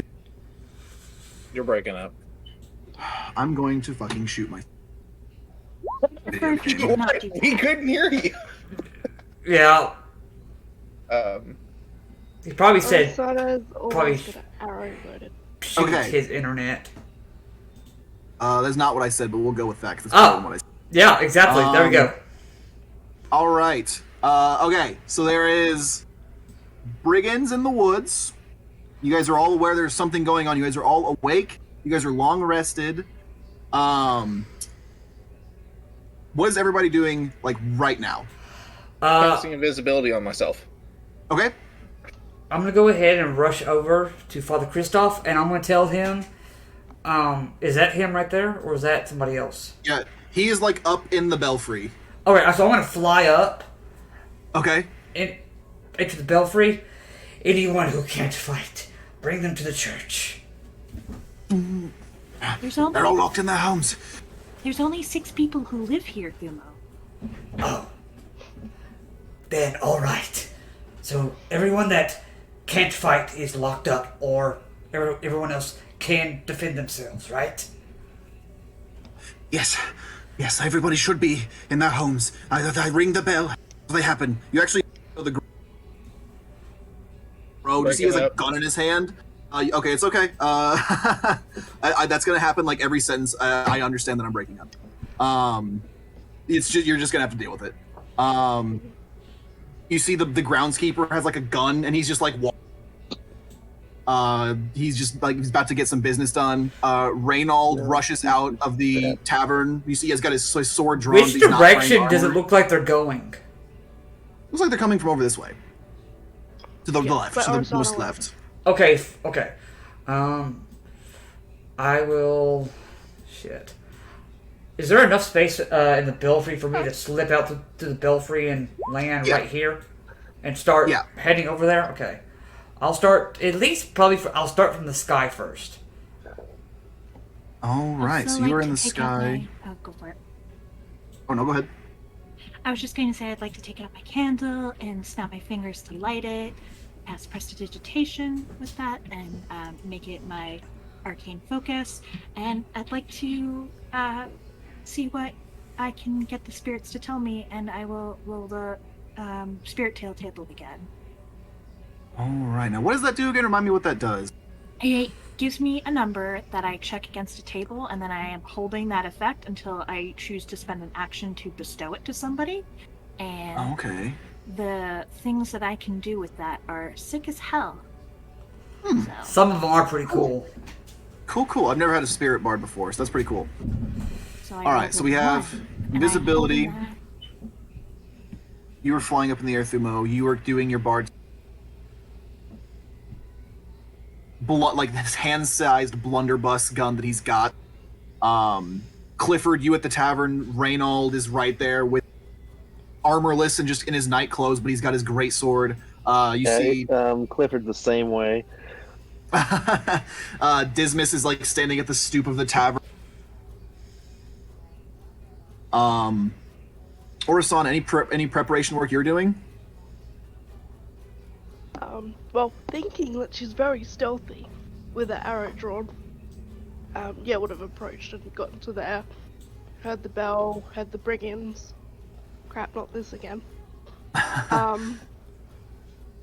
Is there anything else you can see besides the torches? At this point, you actually begin to see the people rushing out of the woods, swords drawn, crossbows drawn, as this is a full-scale brigand raid on the town of Crow's Rest. That's where we're going to take our little break for the night. Right before we get on with this. Let me actually turn the music up so I can hear it.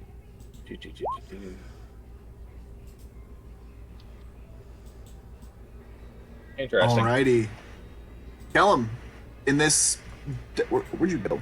You moved somewhere. You're up there now, okay. I don't know if you wanted us to position ourselves first or take it as... Yeah, no. That's totally fine. Because I was like, if I moved up here during my turn, it would be sprinting. That's a good distance. No, you can. I'll say you'd have had enough time to... Okay. What do you want to do with your turn? You see that there are bandits wielding torches and swords.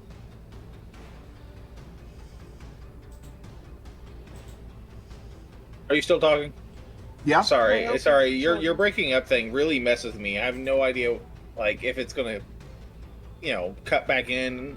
Context keep clues. Talking or not. Yeah, context clues. Let me try. Bell's gone off. Brigand, there's torches coming from the left. Oh, someone's right. 60. Ghost is gonna go about that far. Okay. 60 flight speed. I'm gonna move right there, and I'm just gonna watch these 3 individuals here that directly in front of me. Alrighty. I'm still invisible, right? Yeah, you're still invisible. Okay. All right. That'll be all. Clifford.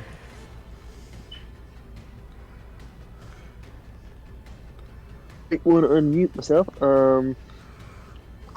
Do I see the torch lights? Yes. You know where they're coming from. Okay. And can I jump over these walls, or do I have to go around them? You have to go around them. They're like 10 feet tall. Or can I go through them? No. No. I am going to sprint. Okay.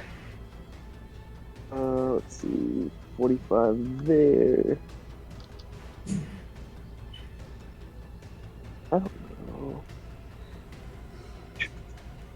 Let's see. It'll get me to about right here. Yeah, if you want to sprint with 150, get you about right.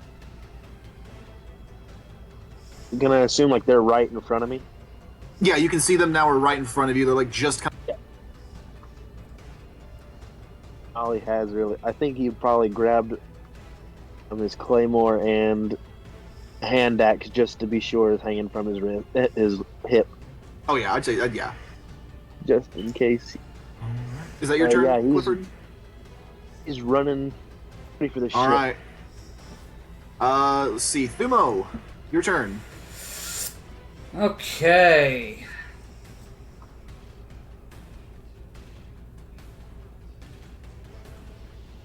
And you did say you were starting in the air, yes? Yes. Okay, good. You said I could go, if I use everything, I can get 100 feet? Up to 150 feet. I just want to get Really? I really just want 90 feet. But I'll still... Okay. That's at least... Just to get the belt right here. Oopsies. Oh. Let's see. All right, so you are also sprinting as well? Yes, I'm just gauging... gauging stuff now. My turn's done. Okay. It's your turn. Go to Dismas. Dismas ain't going. He's not going up there. Hold his action, standing on the step of the inn, waiting for some. Groundskeeper is a slow old man. He's going to hovel. He's going to take the dash action to get to about right there. That's really all he can do. Can't do much on his turn. That brings us to the Brigand's turn. The Brigands. Let's see. This one's gonna run up here to you. Yeah. This one's also going to start to run up to you. Can't quite get there though. The rest of them are just gonna start running into town. See you, Clifford. These guys are just gonna start running in. All along here, they are just making their way. These guys don't have any ranged attacks. The one is going to make an attack. Orsana. Does a 17 hit? Yes. You are going to suffer 8 points of slashing damage. He slashes it across your midsection, leaving it. But that is, for now, that's the Brigand's turns. That'll bring us to the archers. The 2 archers are both going to shoot at the angel. Okay, yeah, I figured. They don't like that. So let's see. The first one, 11's not going to hit, and a 7's not. No. Fire off 2 bolts. They miss you. They go wide. They are though gonna. They're not gonna go anywhere. They're gonna stay right where they are. Where'd the turn order go? Where did the turn order go? Where the fuck did the turn order go? Let me have my turn order. Okay, the turn order is disappeared from me. There it is. Honora, it is your turn. So having listened to the tale that the spirits told me, I pull a very annoyed scowl on my face, and I sort of wave around my head like I'm swatting away a gnat. And I say, that's not helpful. That's not helpful. I need something better. And I'm going to use my bonus action to roll the spirit tale table again for hopefully something more helpful. Okay, and I believe they did update Spirit of Bards as well. It's not what? It's a D12, the table that you get to roll on. Not at the moment because I can only go up to my bardic inspiration die, so I can only go up to a 6 at the moment. Okay. If I level up and further bard, I will be able to I see. Okay, that's cool. Actually, I like it. So that's a 3. I have the 3. That's much better. Okay. But that's my bonus action. I am going to use all of my movement of 30 feet. And I say hello to the ghosty on my way through. And, can I use my action to dash? Yeah, you can use your action to dash. Okay, well that's another 30 feet. Correct? Right there. Yep. Mm-hmm. I'm getting about here. There you go. Does that sound right? Okay, great. And that puts me within 30 feet of Orisana, which I like. And that is going to be my turn. Doesn't like, but that's okay. But you know what? We can't always get what we want. All that will be my right. turn. Orisana, that brings us to you. Yeah, this thing's like right in front of me, and I don't like that. He is. I do have a short sword. Oh, that was one thing I realized you didn't transfer. I have 2 short swords. Oh, I just put one on there because you just click the. I click what? You just click the button. Yeah, you can just click the button twice to make 2 attacks. Okay, and then they just minus the +4 for the second one. Yeah. Mm-hmm. Okay. Well, one. Attacking twice. All right. And then 2. Here's 1, both those hit. So let's see, 5 plus for 10. Yes. Nice, 10 total. Did you want? Oh, I guess that would be up. Yeah, that was my action bonus action. You slash twice across him. You cut him really bad. He is very, very injured, but he is still just barely managing to keep up. He's still alive, barely. Mm. Did you want to back away, or is that going to be your turn? Backing away is an opportunity attack. It's true. She's backing up. Yep, she's backing up. I'm taking All an right. opportunity. All right, he's going to swing at you with the long sword. He misses with. You see, he's like really. All right, is that your turn? Yeah, I'm trying to hide in this corner. The grid doesn't let me, but Okay. Yeah, you're in that corner. Yes, thanks. Bryn. How do you use the distance gauger? You just right click while you're moving your token.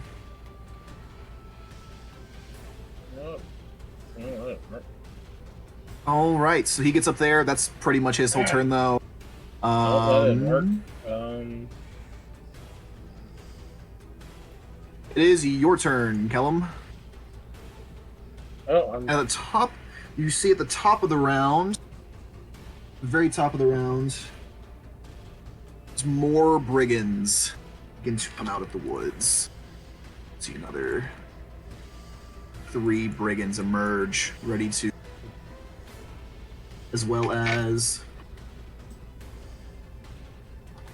okay. 2 more archers show up.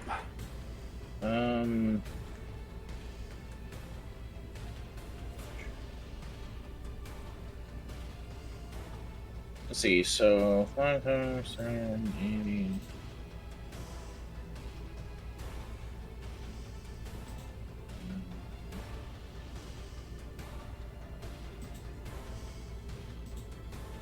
So I shall be sprinting. Do you take sprinting as breaking concentration? No. Okay. I will sprint to. I think I'm gonna go wide. Right there. Okay. Ghost is gonna go So it has 60 feet speed? Yeah. Yeah. almost right here. Almost there, the ghost bee. Okay. And That was pretty, unless you I have can't a do reaction something. Yeah, unless you have like a reaction or something you can do. You use your entire turn pretty much to sprint. yeah, so I can't even hold an action for the ghost because I don't have one. So yeah, that's it. All right, Clifford, your turn. Let's do it. Still a little bit away. You can get that guy, 30 feet. Oh, I can. Yeah, fuck it. And I will smack him. All right, go ahead. Are you raging or are you not raging? I'm not raging yet. Okay, cool. I have a. He's not mad enough yet. But I'm sure that's going to come sooner or later. But let's. I'm gonna bet on sooner. We'll see. We'll see. With an AC of 14, it won't be that hard. 21 hits for sure.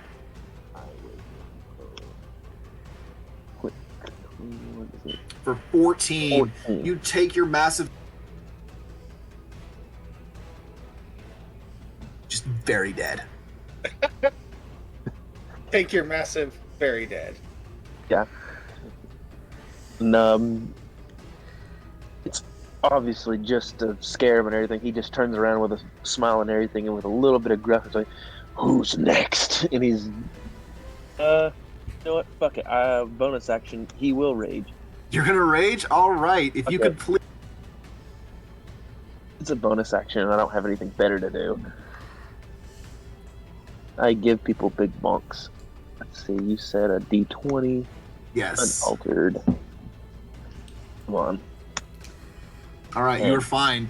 You are filled with this. Are you frenzy? I need another. Yeah, I need another bonus action to do that. So right No, now, whenever you rage, you can just make it a.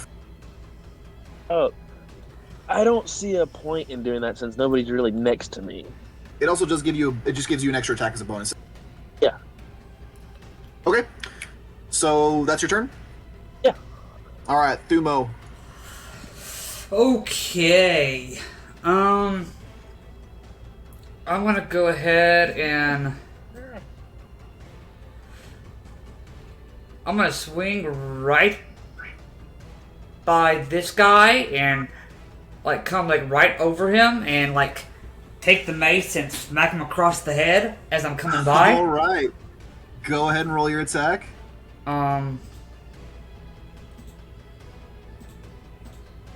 Nice. There's the nice. A 7, unfortunately, is not going to hit. You go to. Okay. Anything bonus action? Spiritual weapon. Put it right here next. Right here. Next to the other guy? Yeah, next to the other guy. But it'll make the attack on the same guy. Okay, you're attacking the injured guy? Yeah, I'm gonna attack the injured guy. I'm just gonna place it right there. All right, 11 hits. 11 hits. Okay. Give me a second.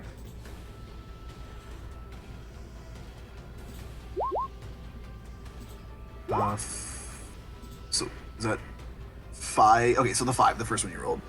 5 is enough though. The scythe just kind of comes down and impales him. He is dead. He falls over. Okay. I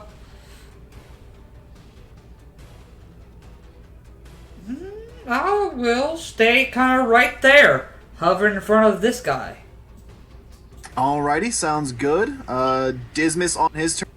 Gonna do the same thing he did last turn and just wait for him to shoot. He's gonna hold his action to shoot the first brick.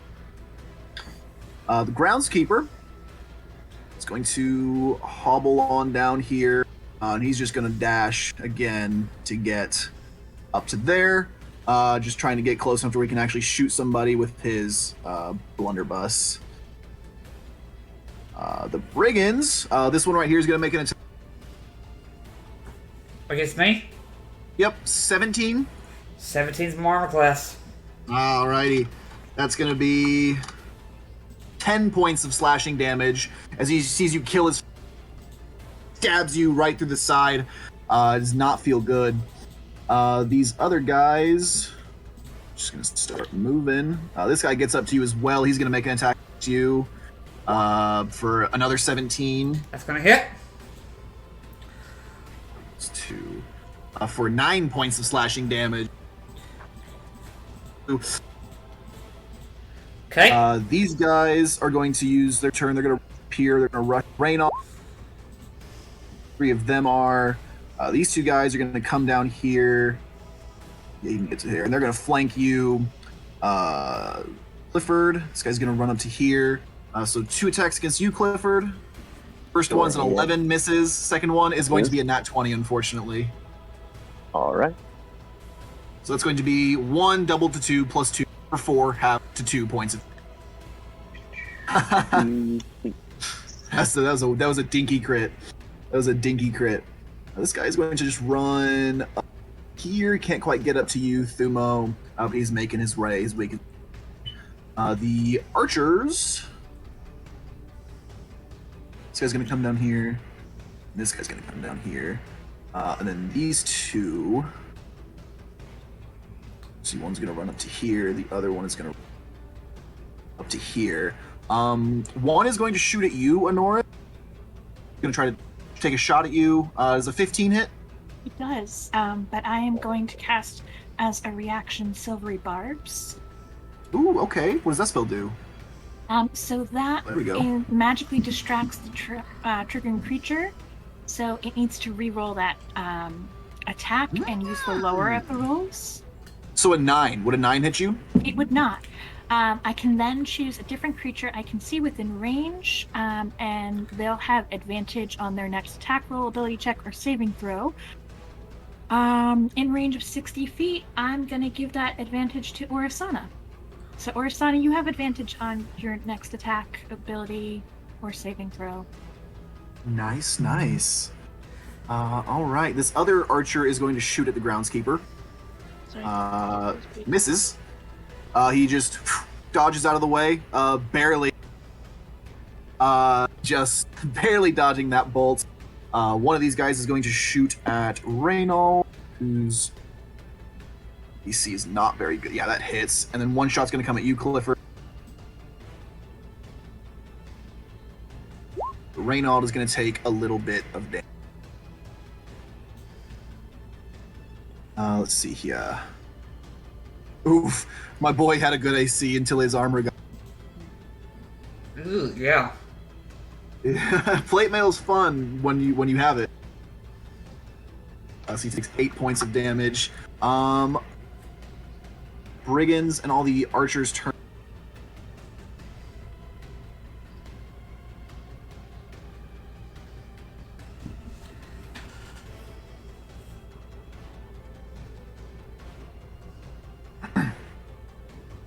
Is it my turn? Yep. Wonderful. Is my friend Orasana suffering from the bleeding condition at the moment? She is not. Wonderful.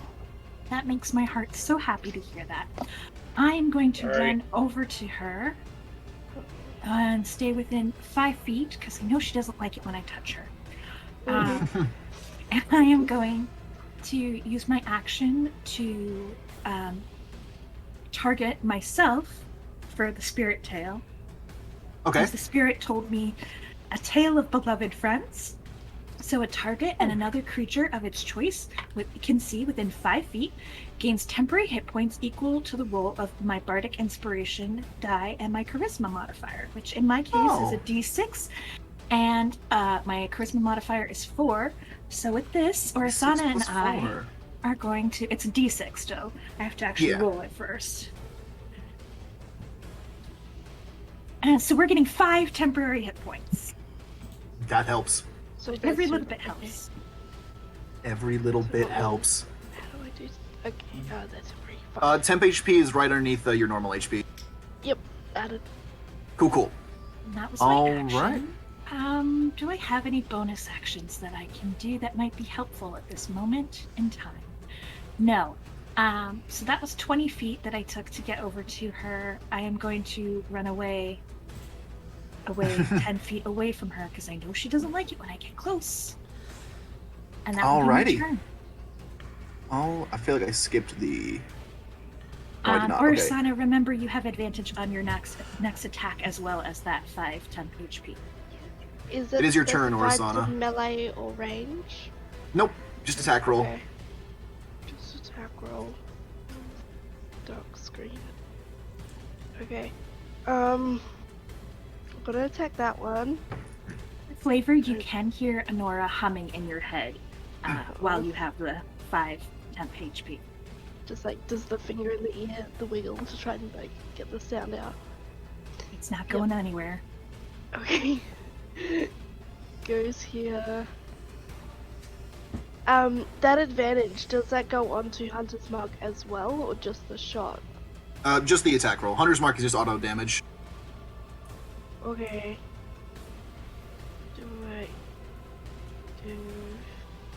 I'm going to Hunter's Market. Down on the spell there. Go there. I'm going to shoot. This guy right here is Hunter's Marked. 16 or 23 actually was what it would be. So go ahead and roll your Hunter's Mark. Yep. Yeah. 2, so 7 points of damage. Fire, and you hit him in like the midsection. He kind of yells out in pain, but he's still standing. And then go back to my corner. All right. And just box through ears, trying to get the sound out of it. Yep. Okay. Cool. That's your turn. Brings us to Reynald.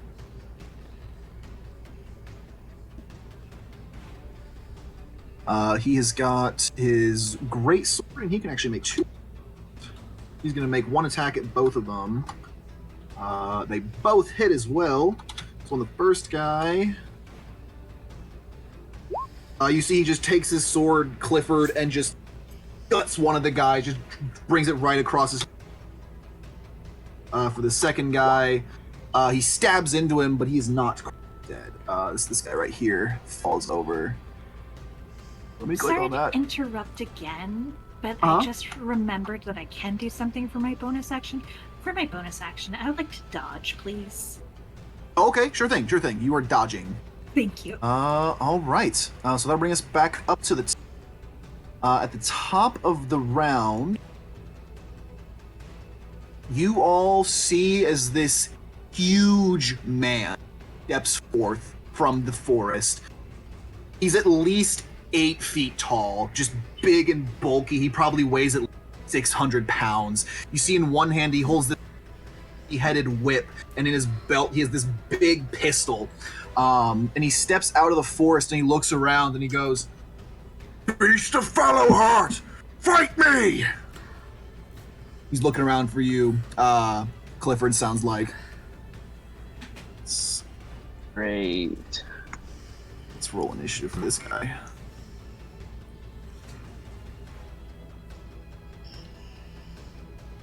A 19. All right. Where's my turn order? It does disappear from me every single time I do something. All right.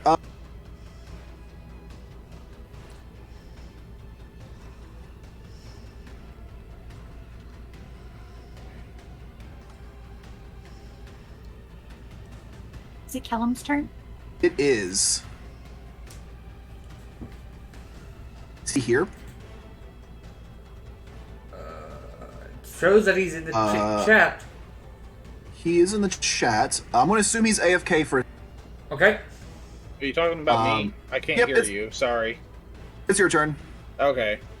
Dude, I don't know if it's just me or what, but I swear, I think yours cuts out more for me than anyone. No. It's just bad. I'm so sorry. I swear I'm listening. I didn't hear him either, so that's why I spoke up, because I thought it was your turn, but I didn't hear him say it. So, if you don't know, you just asked. Okay. Well, let's see here. First things first. I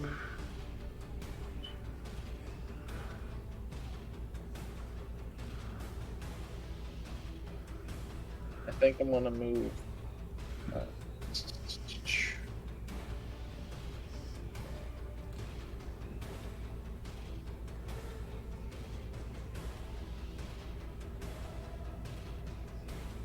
Ghost goes there. Alrighty. We'll go.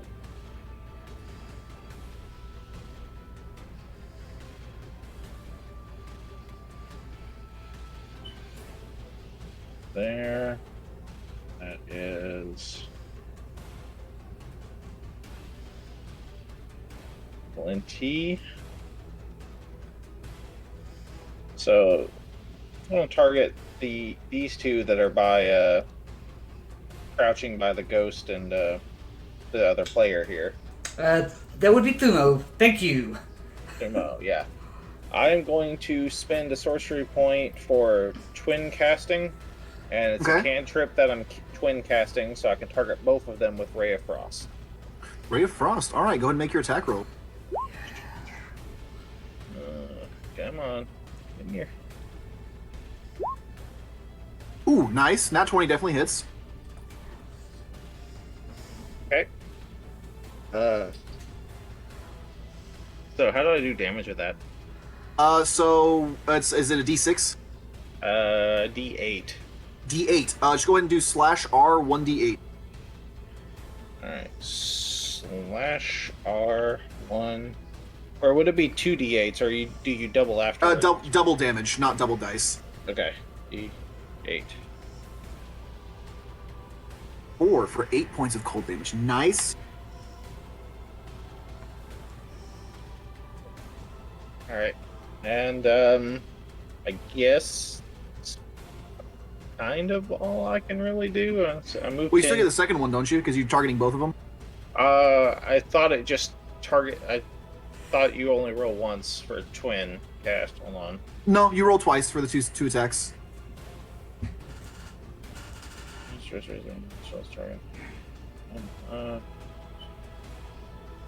Okay.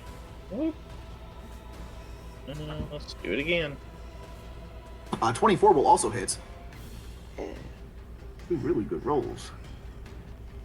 Then Read a sheet before to do things. I just realized I could have done extra shot. Never did. Never slash mind. R1 D8. 2. And he... that guy, you shoot the ice and it just kind of... he falls over dead. All the flavor is what goes away. Oh well. Alright, is that your turn? I'm gonna use the remainder of my movement speed to 5, 10, 15, 20. So I have moved 10. Just want to go back there. And do I still have a bonus action? You would still have a bonus action.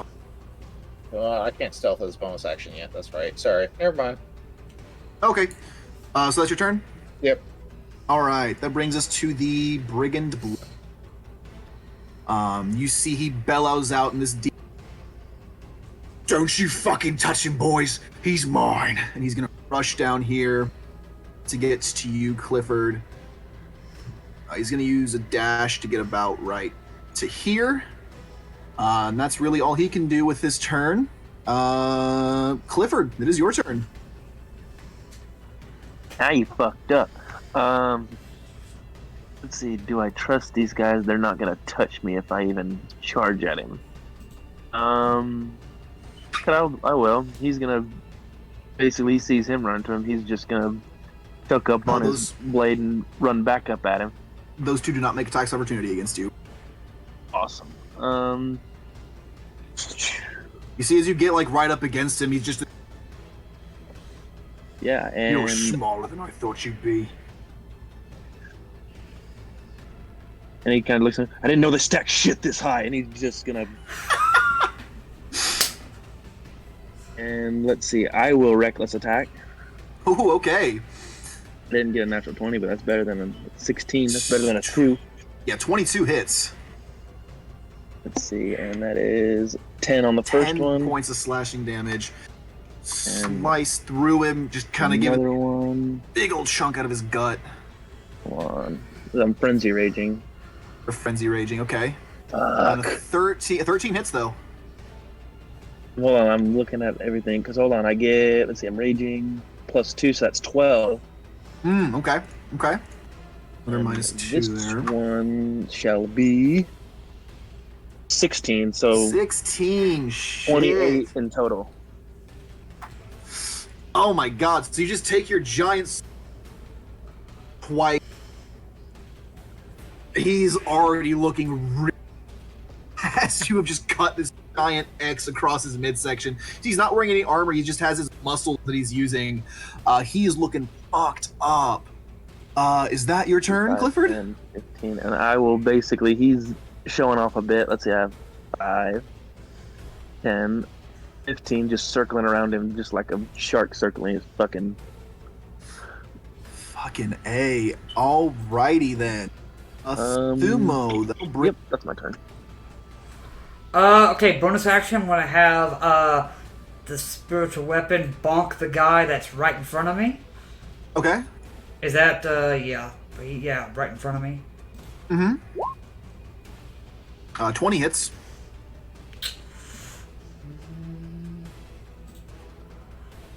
Eight points of force damage. The scythe just slashes across his back. You hear cuts. He falls. Alright, I'm gonna shoot straight up. Okay. 30 feet up in the air. No, I'm gonna shoot up 10 feet, just high enough to get over these buildings. Then I'm gonna go the rest of the way here. Is that doable? That is doable. get That is right, doable. To get right there? Yes, it is. Okay. Is that your turn? I'm gonna check something real quick. Or you still have an action. What am I talking about? No. I'm looking at something. Give me just a second. All right, and then let's see. You're not on deck, but you will be next up, Honora. Let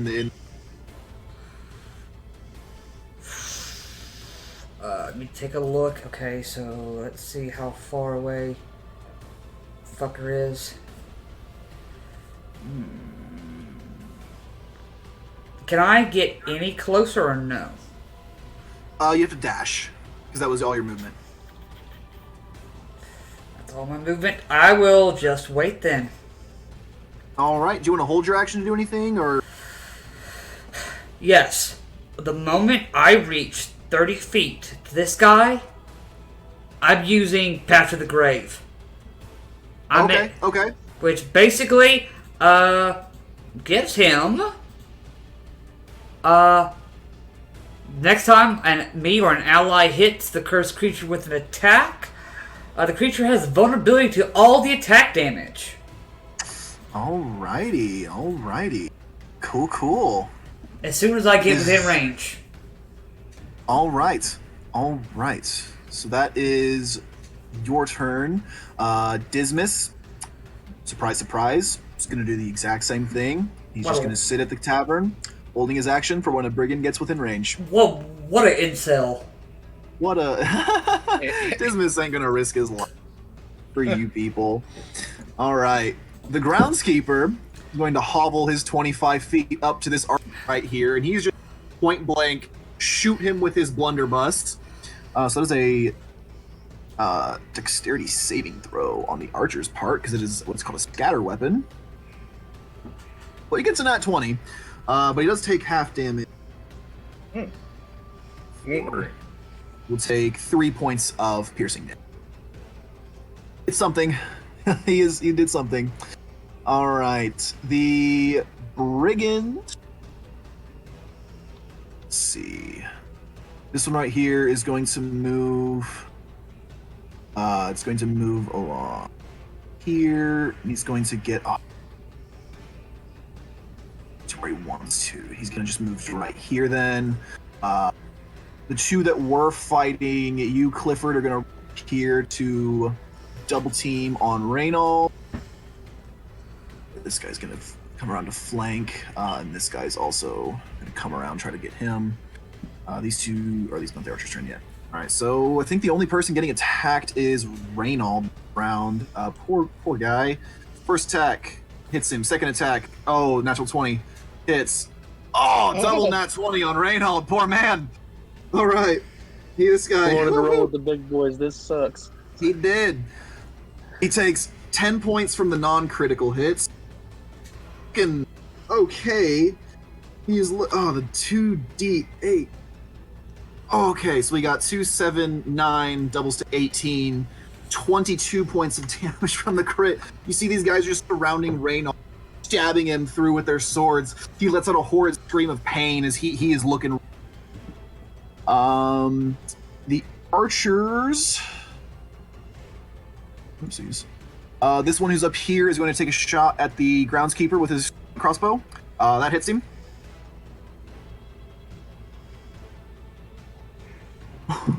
You see the crossbow bolt just gut. He's kind of he falls over, unconscious and dying, but not dead. He is an 80-year-old man. He does not have that many hits. Figured. This one here is going to try to going to come up to right here and is going to shoot at you, Honora. With disadvantage because I'm dodging. With disadvantage because you're dodging. For an 8, it's going to miss. These two down here are going to come up and are just going to shoot into Reynald. Natural 1 misses, but a 23 is going to hit. Another 3 points of damage on Reynald.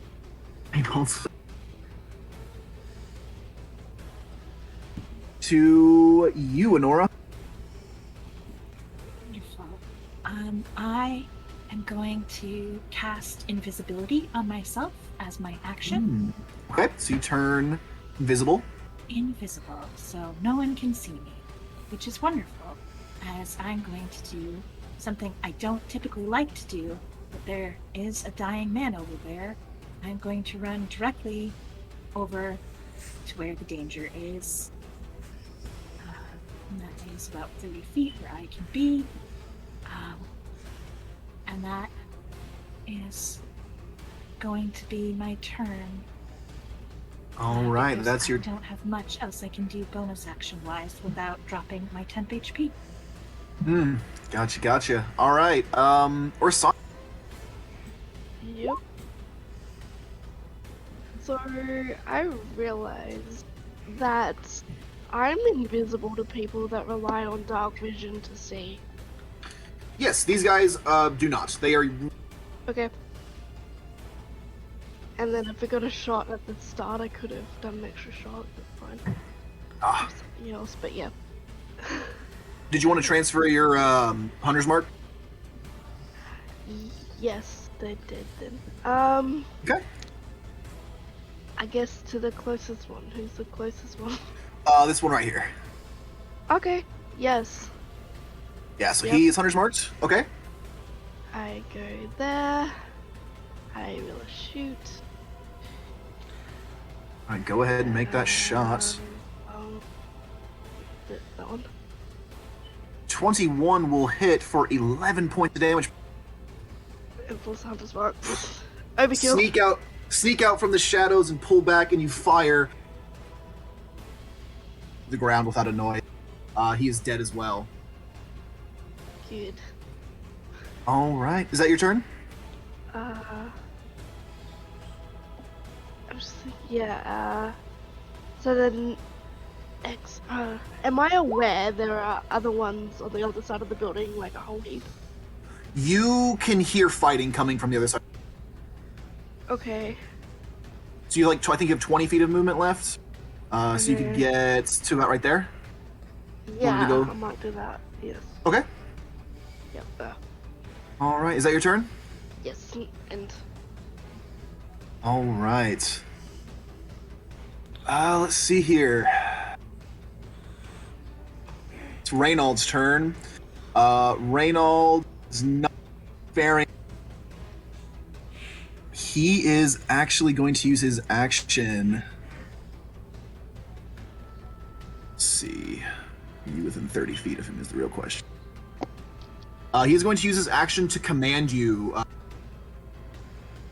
Swarmed by brigands. It's like, if the male beast, send them running back to the forest. So for the next minute, you have a D4 to add on your attack rolls and saving throws.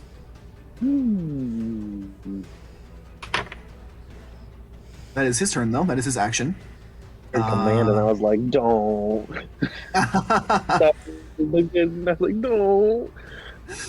No, not that type of command.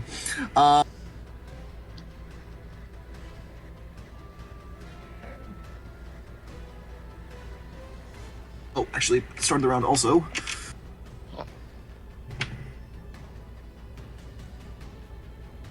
There's more brigands coming from the woods. Oh, joy.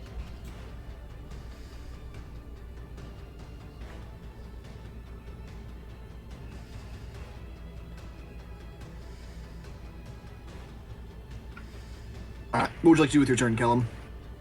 Let's see.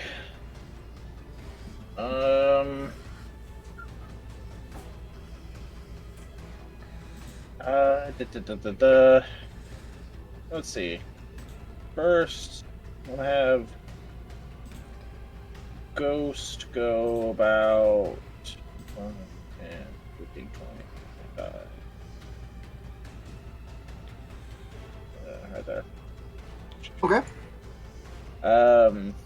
I'm gonna use my action to allow the ghost to do life drain. The one I don't know how to mark.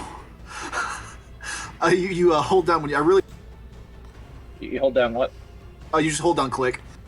Yeah. On this one right here. Yeah. All right. What's the range on life drain? It 30 is- feet. Oh, sure enough. Wait a minute. Okay, so it's Constitution saving throw Mm-hmm. on that archer right there. But is it still half damage? On a saving, yes. If he passes, it's half damage. All right, go ahead and roll. It's the 3d6, right? 48. Yo, I don't think that's correct at all. Oh, sorry, 46. 46. I was close. I had the 4 right. Okay, cool. 46, not 3. Yeah. Slash on. Sheesh. All right. Yeah, you. Even with a fail, that is still enough to Spectre wing, and this soul is just sucked from his body, and he's a shriveled husk on the ground. He is very dead. Did I see that? You did see that. Marvelous. All right. For the Is rest of that my turn? I'm just gonna duck a little bit just gonna duck further behind back. there? Yep. Awesome. Okay. It is the bloodletter is going to. He has advantage on his attacks. Oh, he does. So that changes things. He is going to. He's going to make 2 flogger whip attacks against you. So the first one is going to be a natural 20. The second one is going to be a 19. Both hit. Is he just taking this whip and just slashing it into you like, you bastard, I'll fucking kill you! So the first one is going to be... Oh, it's a really shitty roll. 2, 4, 8, 11, half to 5 points of slashing. And I need you to make me a Constitution saving throw. Constitution saving throw. Ooh. 23. You are fine. The second one is going to be... I need you to make me another Constitution. What's the damage? You cut out a little bit. 6 total. Another 19. And you are fine. You are absolutely fine. All right, Clifford. Again, the damage I was more focused on the Constitution saving throw. 6 damage from the second one. 13 half to 6. All right. Clifford's flinching at every whip, but his smile just gets a little bit bigger and bigger. And his eyes just get beat, like the pupils in his eyes just get beady-eyed, just small. Oh. You see, like, he doesn't give a shit. He doesn't give a shit about his fucking body. And again, I'm assuming he's almost fucking dead. So reckless. He's This going. guy's really fucking hurt. You messed him up. Oh, that was almost a fucking nat 20. 16 will hit. I was about to be so fucking excited. 16. 15 points of slash. Is he dead or is he up? How do you want to do this, Clifford? I love that phrase. He swings up and he cuts the fucking hand that he has a fucking whip in it, just completely off as he tries to go whip him again. And then as he's sitting there just grabbing his hand and everything, he'll run up his fat fucking gut and just shove the sword down his throat. And as he is like, I'll fucking kill you and everything, he just looks at him and goes, "You first."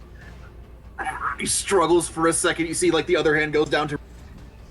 Gets a hold of it before energy falls to the floor, dead. There's a thunderous...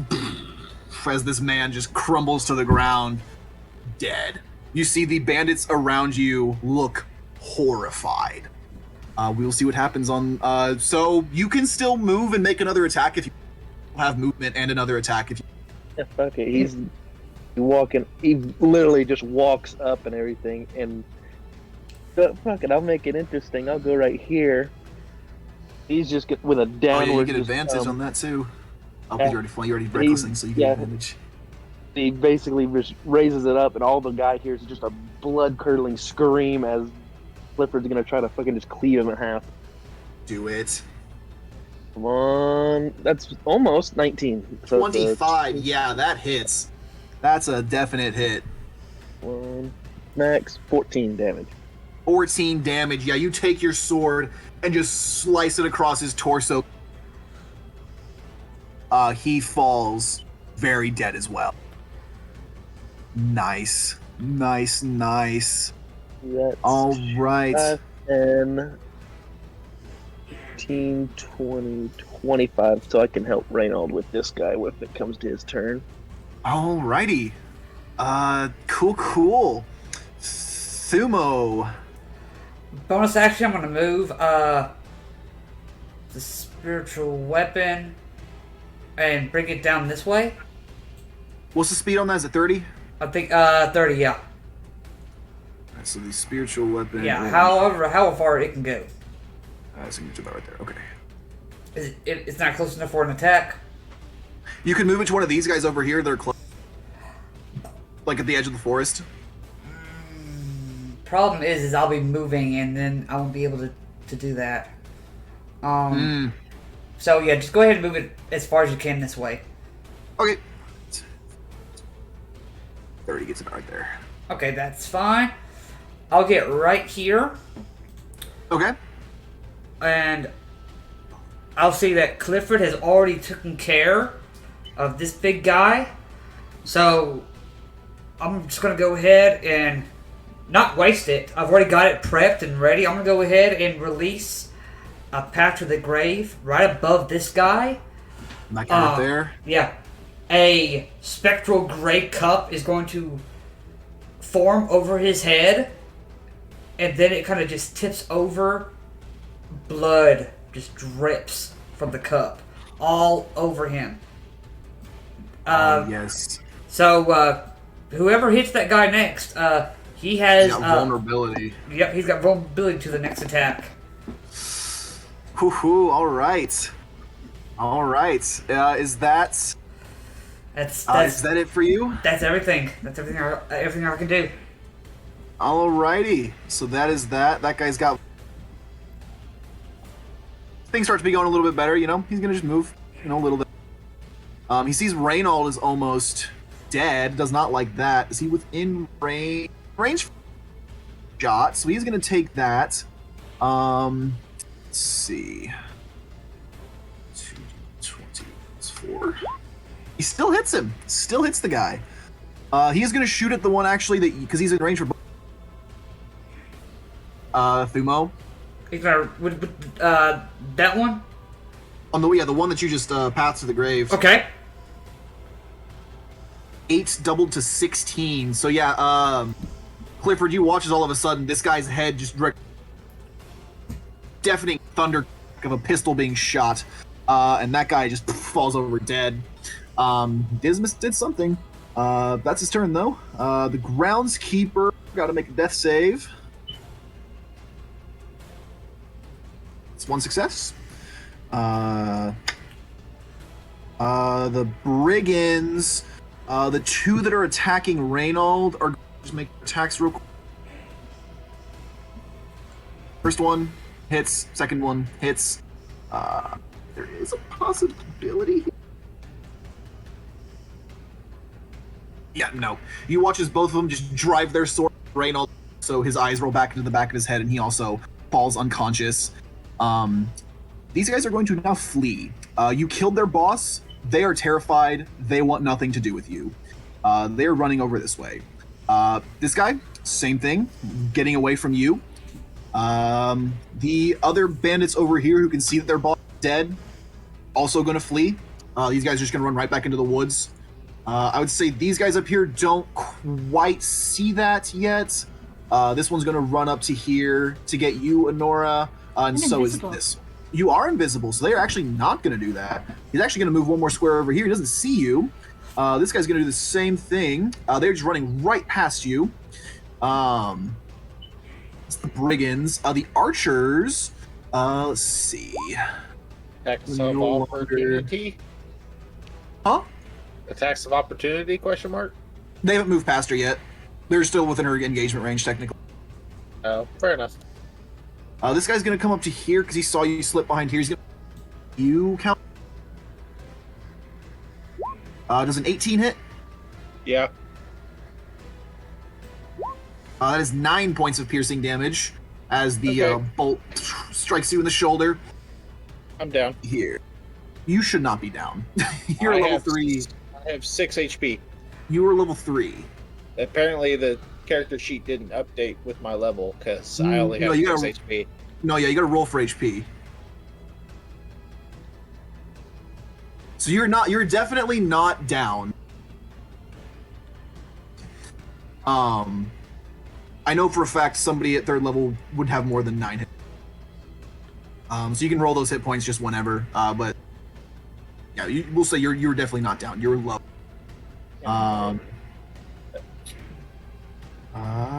Honora, that is your turn. Oh, and these guys are going to start moving up to here. I didn't move these guys. They're just going to start moving. This guy saw his boss die. He's fleeing. These guys are also doing the same. They're fleeing. Would like to move over to groundskeeper. Mm-hmm. And I'd like to hold my action. I would like to hold lay on hands, I think is... Oh, healing hands. Healing hands. I'm going to hold that until the threat of other brigands, until they walk away because they think he's dead, and then I will heal him for 3 hit points. All right. So you're holding your action. Is that everything for you? That will be everything for me for the moment. All right. Orsana. Trying to work out if we're still killing things. Sure. They look okay there because they're running away. Would I be able to see that from this corner, or do I have to move to see it? I'd say you'd be able to just see stoop right.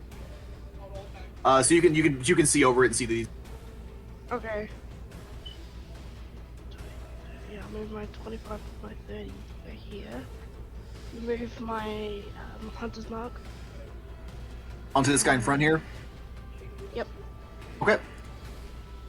And just to be boring and do the same thing again. 20 hits for 10 points of damage plus 1.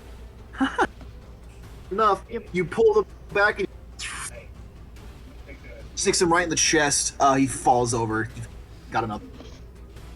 Yeah. And I'm also counting where all my arrows are so I can collect them later. Yes, definitely. Alrighty. Reynold has to make death save. Is he a con? Or no, it's not a con. That's a fail for Reynold. Alright. Callum, your turn. Let's see.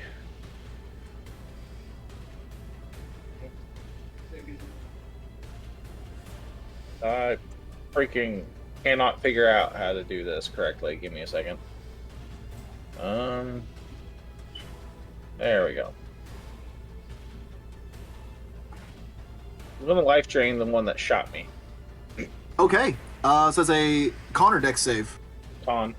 Con. Let's see here. These guys. 19, but he still takes half damage. Okay. That was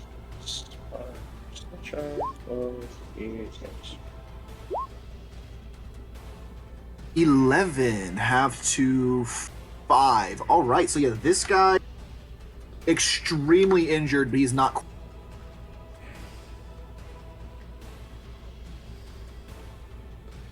See, the necrotic damage is like seeping into him, but he's not quite enough to kill him. Okay, I'm going to go right there. And I don't really have anything to do with a bonus action, so... Can you do a quicken spell, anything, or anything like I mean, you have quicken spell? Yeah, that was my other... I got twin and quickened. So I guess I could quicken spell? It is near the end of combat. The sorcery points are gonna... Yeah, I might as well. Good point. So I'll spend the last sorcery points to do... Honestly, I think what I'm gonna do now that now that you bring that up, I'm going to Misty Step Oh, okay. right there. Okay. And since that's my bonus action, I can't stabilize him. Well, what is it to make your ghost attack? Because I know it's not. What's up?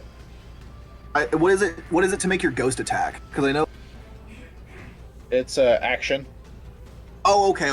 It's your I action. swear, I use my action To ghost. Do the Okay. ghost, yeah. Okay, cool. So your bonus action, you need to quicken spell that. Yeah. You. All right. Is that your turn? Yep. All right, Clifford.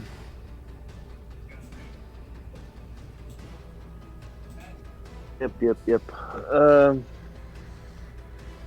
They killed my maybe apprentice. You see, he's not dead yet. But he's bleeding out on the. I don't know how to help him, but I do know a way I can feel better. He just takes off running for these guys.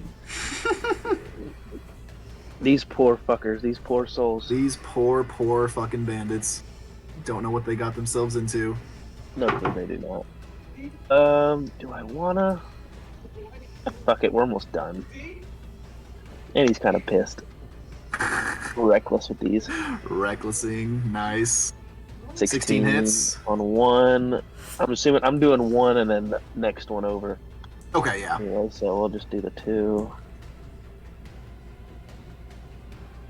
Both of those hit. 1. Nice. 13, that's 15, and the other one, not as much. Just 10. 10. The first guy, you track him down. You just shove your sword through his back. Dead. The other guy, you smash him, and he takes it and he stumbles forward. It's not quite enough to kill him, actually. He's still just barely up.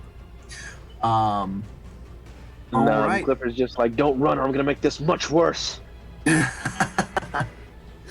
All right, is that your turn?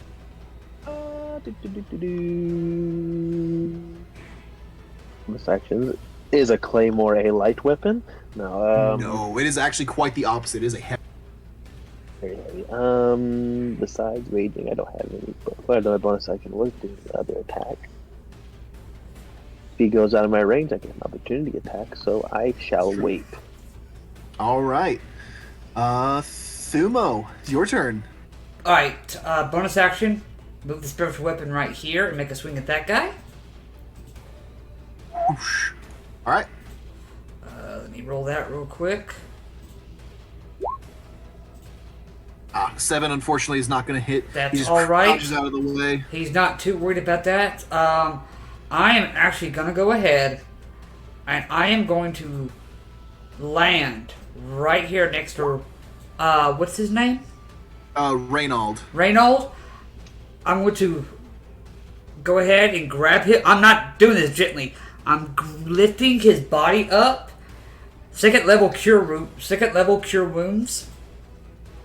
Okay. But because I'm a grave cleric with circle of morality, I restore the maximum possible on each of the dice. Nice. So what's your wisdom modifier?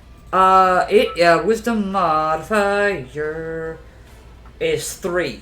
So he's gonna be get 19 hit points back from there. Yep. Nice. Yeah, he kind of he looks up and he sees you holding him. It's like Your time is not done yet. Thank you, Angel. And Hands up. I'm going to go ahead and, just as a free action, I'm going to put my back to his and have my shield and mace out ready. Just All right. I like it. Dismiss. Can do anything. Little Dismiss. Little man Dismiss man. No. He's just gonna move. Let's see here.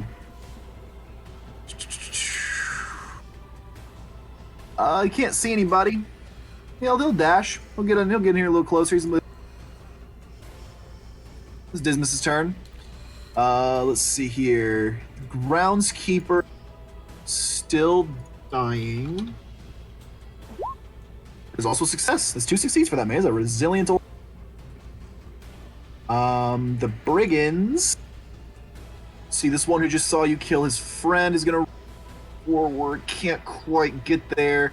He can actually see you up here, Kellum. So he's gonna rush up here and try to take a slash at you with his sword. Isn't Callum still invisible? No. Oh, No, I cast stuff. okay. No. Long sword attack. 16 to hit. Yeah.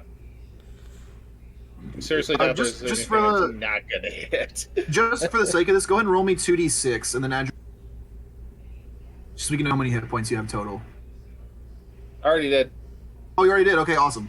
Yep. So that's an additional. Down. Oh, you're down? Kellum falls down as the sword into you. Let's see, the rest of them, this guy who you were fighting, Cliff, so you get to make his attack of opportunity. Make my attack of opportunity. One shot, one opportunity. Reach for everything you ever wanted. Yeah, blah, blah. I don't think I disappoint. 17. Yeah, that hits. You don't even need to bother rolling damage. He take the sword as he turns to run. And he had I no, want yeah, to you got like it down to 1. basically slice at his ankle, and he like falls down, and I basically just stare over him, and I'm like, "I told you," and I just right through his chest. Oh, absolutely. Yeah, you just brutally execute this man. Told him not to run. What do you do? You did tell him not to run, and he did run. What we That learned? is true. We did not learn much, apparently. This guy up here is going to try to stab the ghost. Short sword. Believe the Spectre's AC is 12, if I'm not mistaken. Let's see, Spectre. Yeah, AC 12. It does have resistance, though, to this damage. So, 3 points of slashing damage to the Spectre.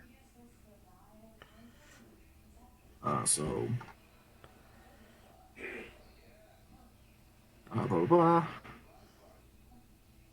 Alright, so it is, that's, alright. That is that archer. This one is going to try to take a shot. Hey, give me a second. Question: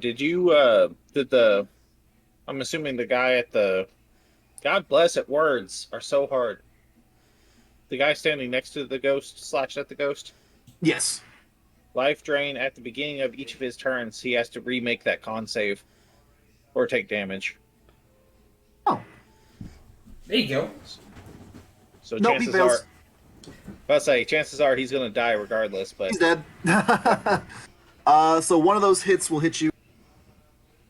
Not D20, D8. For 8 points of piercing damage.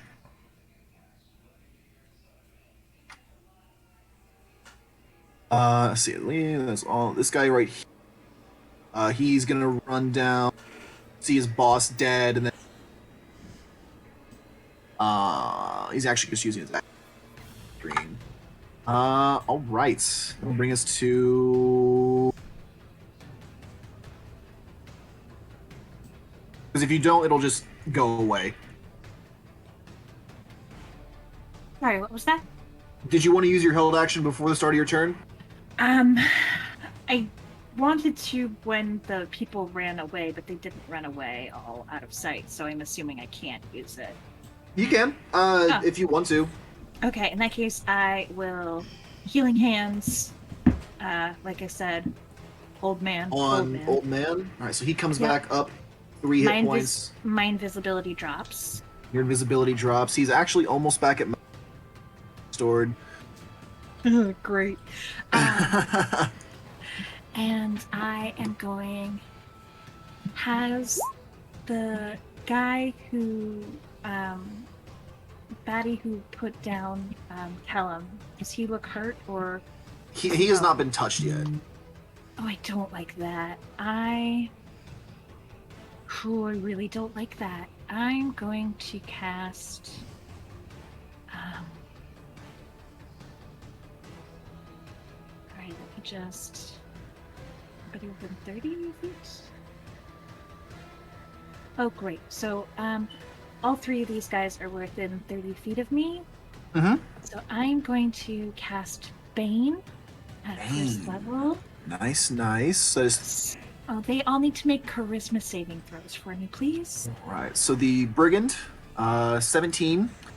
The saves. first archer, natural 1. Second archer, The second one does not save either, so 2 of them. all have right. failed. So these 2 are baned. Nice. And then for my bonus action, I would like to dodge again. Okay. Ursana, is your turn. Yes, it is. Hunter's Mark again. Yeah, I guess to one of the archers. The closest archer. Okay. May as well. Sure.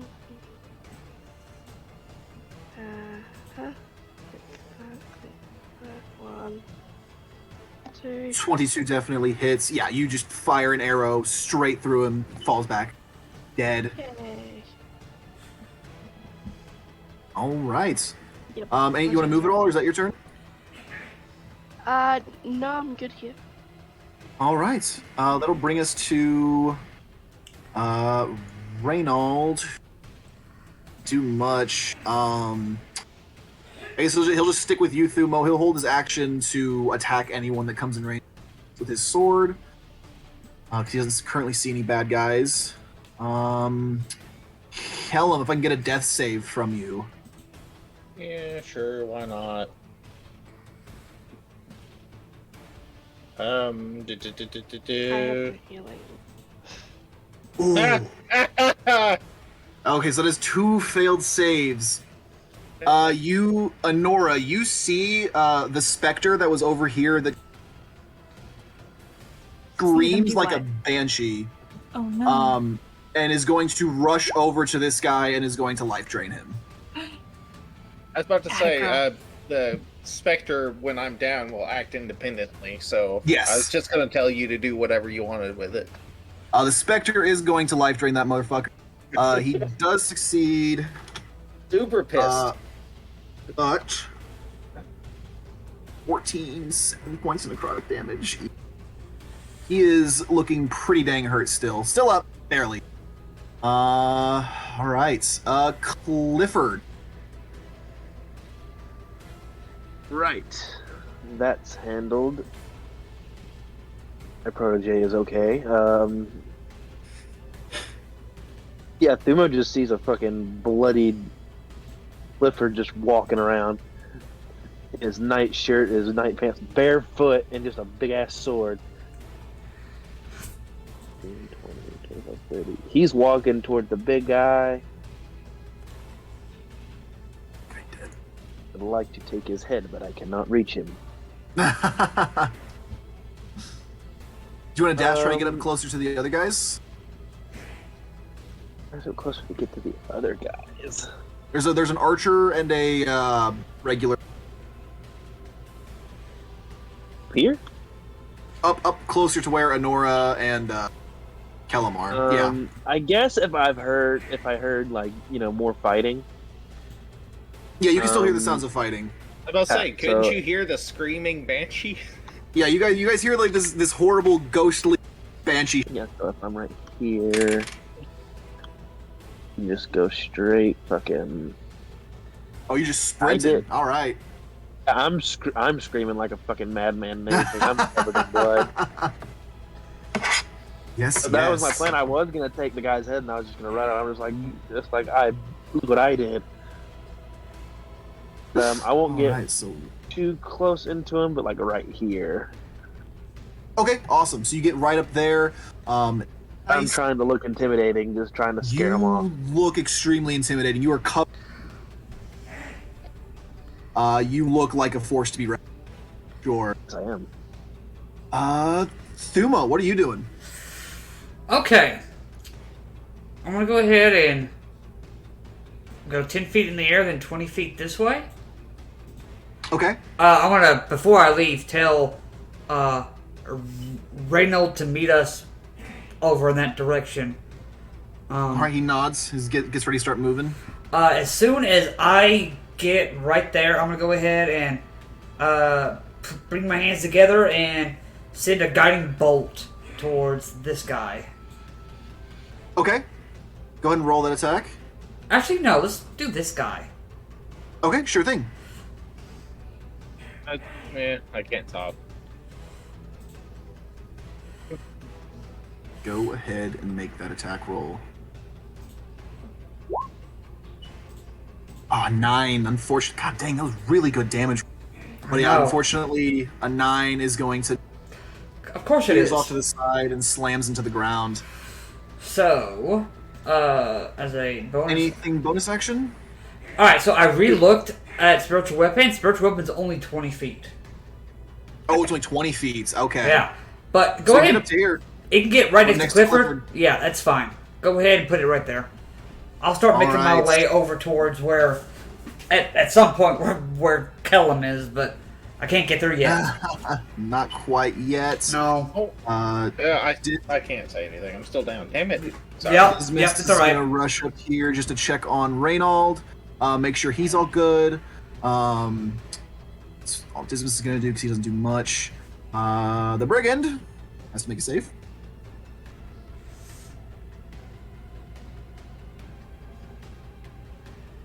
Constitution save. As a fail. I don't need to roll die. That guy is very dead. He has less hit points than there are dice. All right. That's the Brigand. Oh, actually, no. Before the Brigand, well, we'll say he's dead regardless. Like, I goofed up a bit. It's the Groundskeeper's turn. We'll say he's dead. Groundskeeper's gonna just shuffle on over to this guy.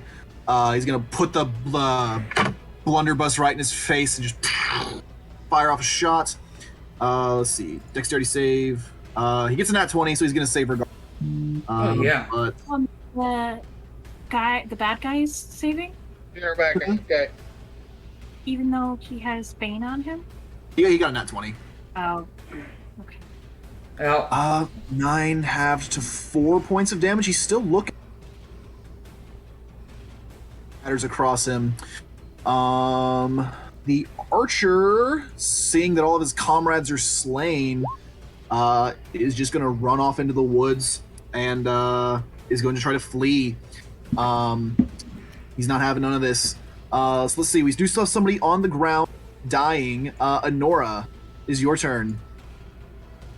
Wonderful. Seeing that we have all of the reinforcements that we do, I am going to grab Kellum by the front, and I'm going to cast Cure Wounds at 2nd level. All right. So you are going to get 14 healing. Nice. So you get 14 hit points. You breathe in deeply. You see your ghost is just like.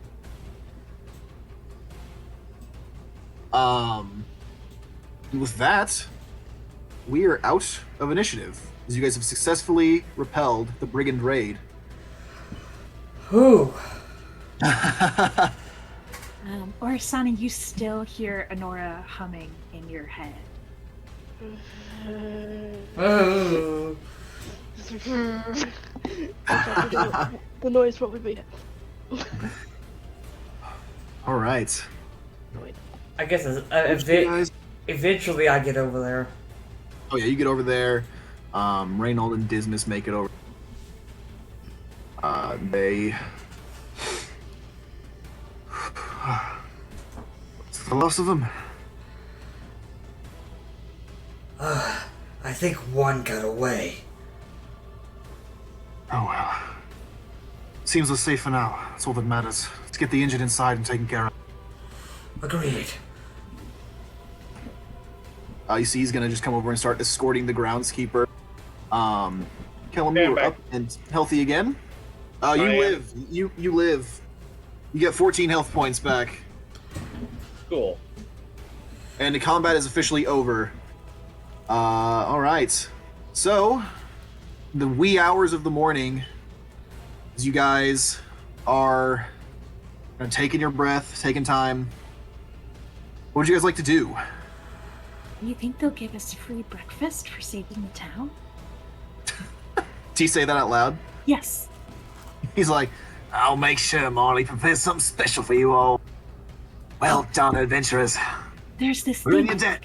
where you take the bread and you dip it into some egg and some milk, and then you put it on the stove. Oh yeah, Asturian toast they call that. Yes. Yeah. I'll just eat whatever they're trying to offer. I don't even care.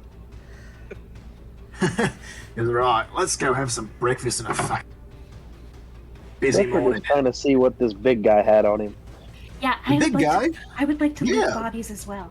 Anybody who wants to loot bodies, go ahead and make me an investigation.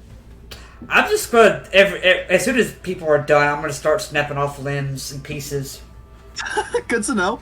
Thumo, if you could also please What do you want me to roll? just stop the music for me, please. Oh yeah, got you. That's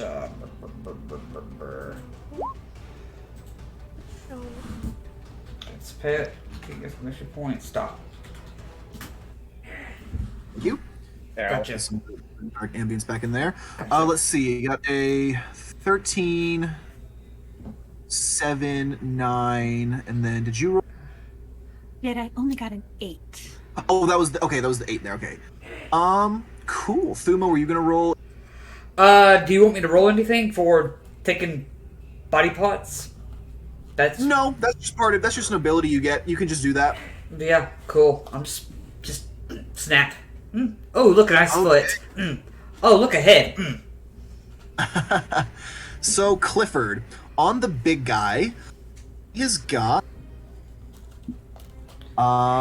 he has a special weapon which is known as it is a special martial weapon, so you technically do not have proficiency with it. He also has a black powder pistol with 15 bullets.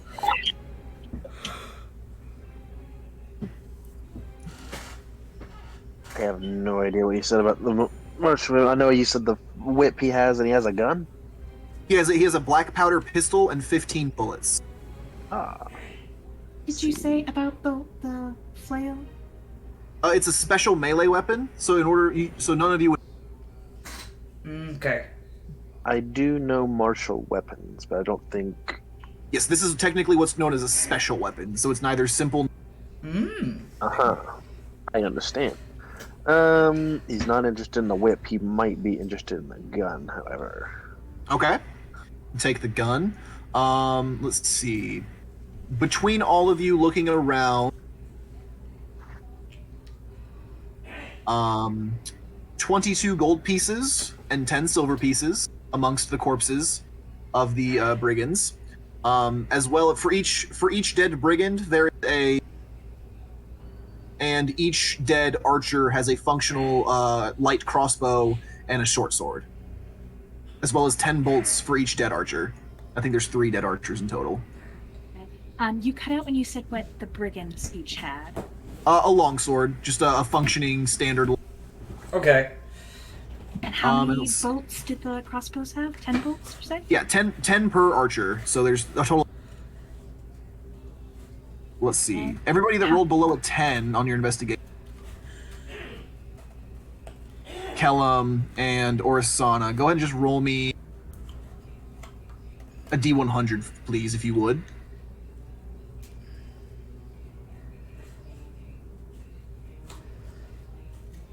And let me know the result.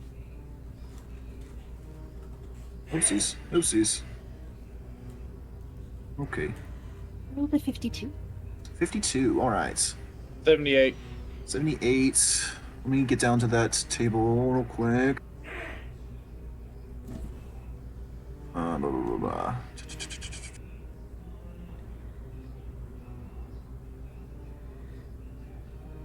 Oh my god, this book's gigantic. Ugh. It's not wanting to load. Or Son, One do you want to roll second. the D100 as well? I did 48. Oh, 48? Okay, cool. I'm I just didn't see it. finding There this. you go. So let's see. A 78. So with a 78, Kellum, you find one of them had like a satchel, and in the satchel you find that is made out of like a tanned giant's heart. I heard tan giant's heart. Is that what I found? It's a kickball that is made out of a giant's heart. Oh, that's... Kickball. There you go. You got a 58, Honora, is that what you said? Okay. 52 is what you got, okay. 2 and 48. Yeah. Sorry, I had the Discord minimized, so I didn't turn my mic back on. You find in one of the pockets Ito that is but when you look at it, I'm so sorry. All I heard was Ito. Ito, I'm just going to send this in the chat. I'm so sorry.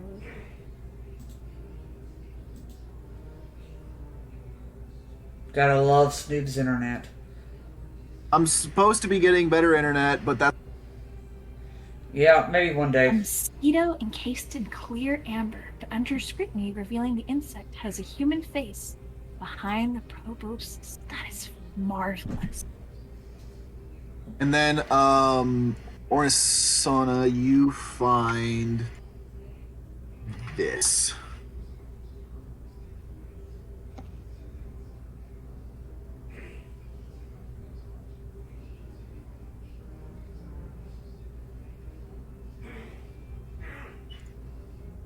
All right. So with dawn almost breaking, you guys just all taking a rest, a little bit of a rest. Start the day. Toast. What kind of toast was it? Ostoyan toast is what we'll say. Ostoyan toast. I wanted Ostoyan toast, please. Oh yes, and he makes that for you. Marley does. He makes it as he's cooking breakfast as the. Get rid of these guys over here. Of the breakers. No more. They're all dead. All right, so yeah, you guys all managed to gather back up in the tavern for a breakfast. You have drinks. You guys all talk. It's a lovely morning. Let's see. I'm gonna move you guys back onto the tavern here for a second. As you guys are all nice and having breakfast.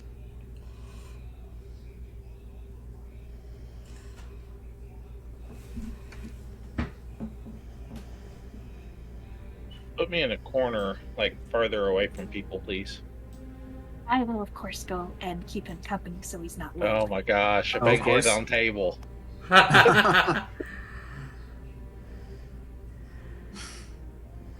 All right.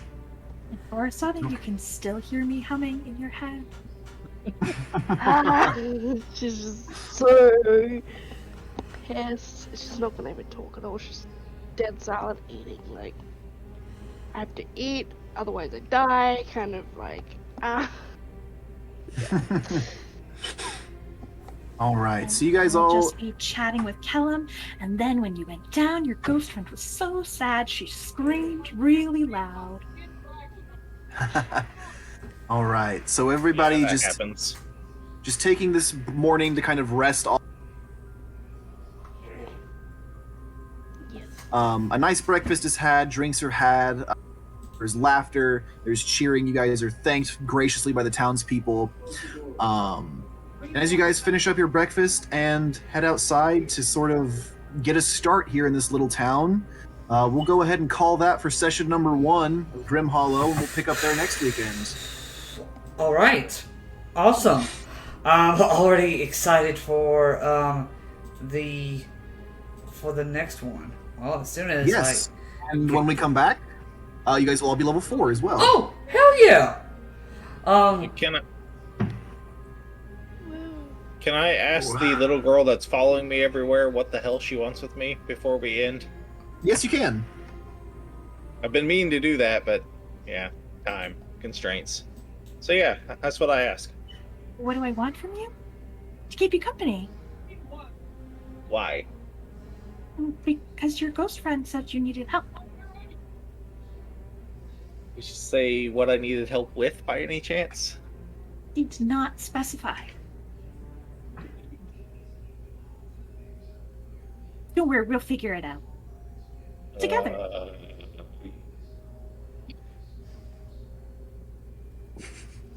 Okay, that's good. I'm good. All right. So yep, everybody level 4. All right, level 4. Awesome. Level 4 right off the bat. You guys are also, mainly for the fact that Clifford almost killed the quote-unquote that encounter. Mm-hmm. You guys are also going to gain a resolve to add to the. So you guys now have 2 resolve dice that you can use. There we go. Nice job. 2 resolve die. 2 resolve dice to use in your stuff. But yes, this is just a prelude of what. As you guys venture into the countryside of Etharis. I'm excited for session 2. Oh well. I think I got the gist of it. I think so as well. We have an outro? We do. Oh, Goodbye, yeah, my friends. We hope you enjoyed the show. I wish we could continue, but it's time for us to go. We appreciate the memories made, never to be forgotten. There'll be more to be made next time at the Bardic Cauldron.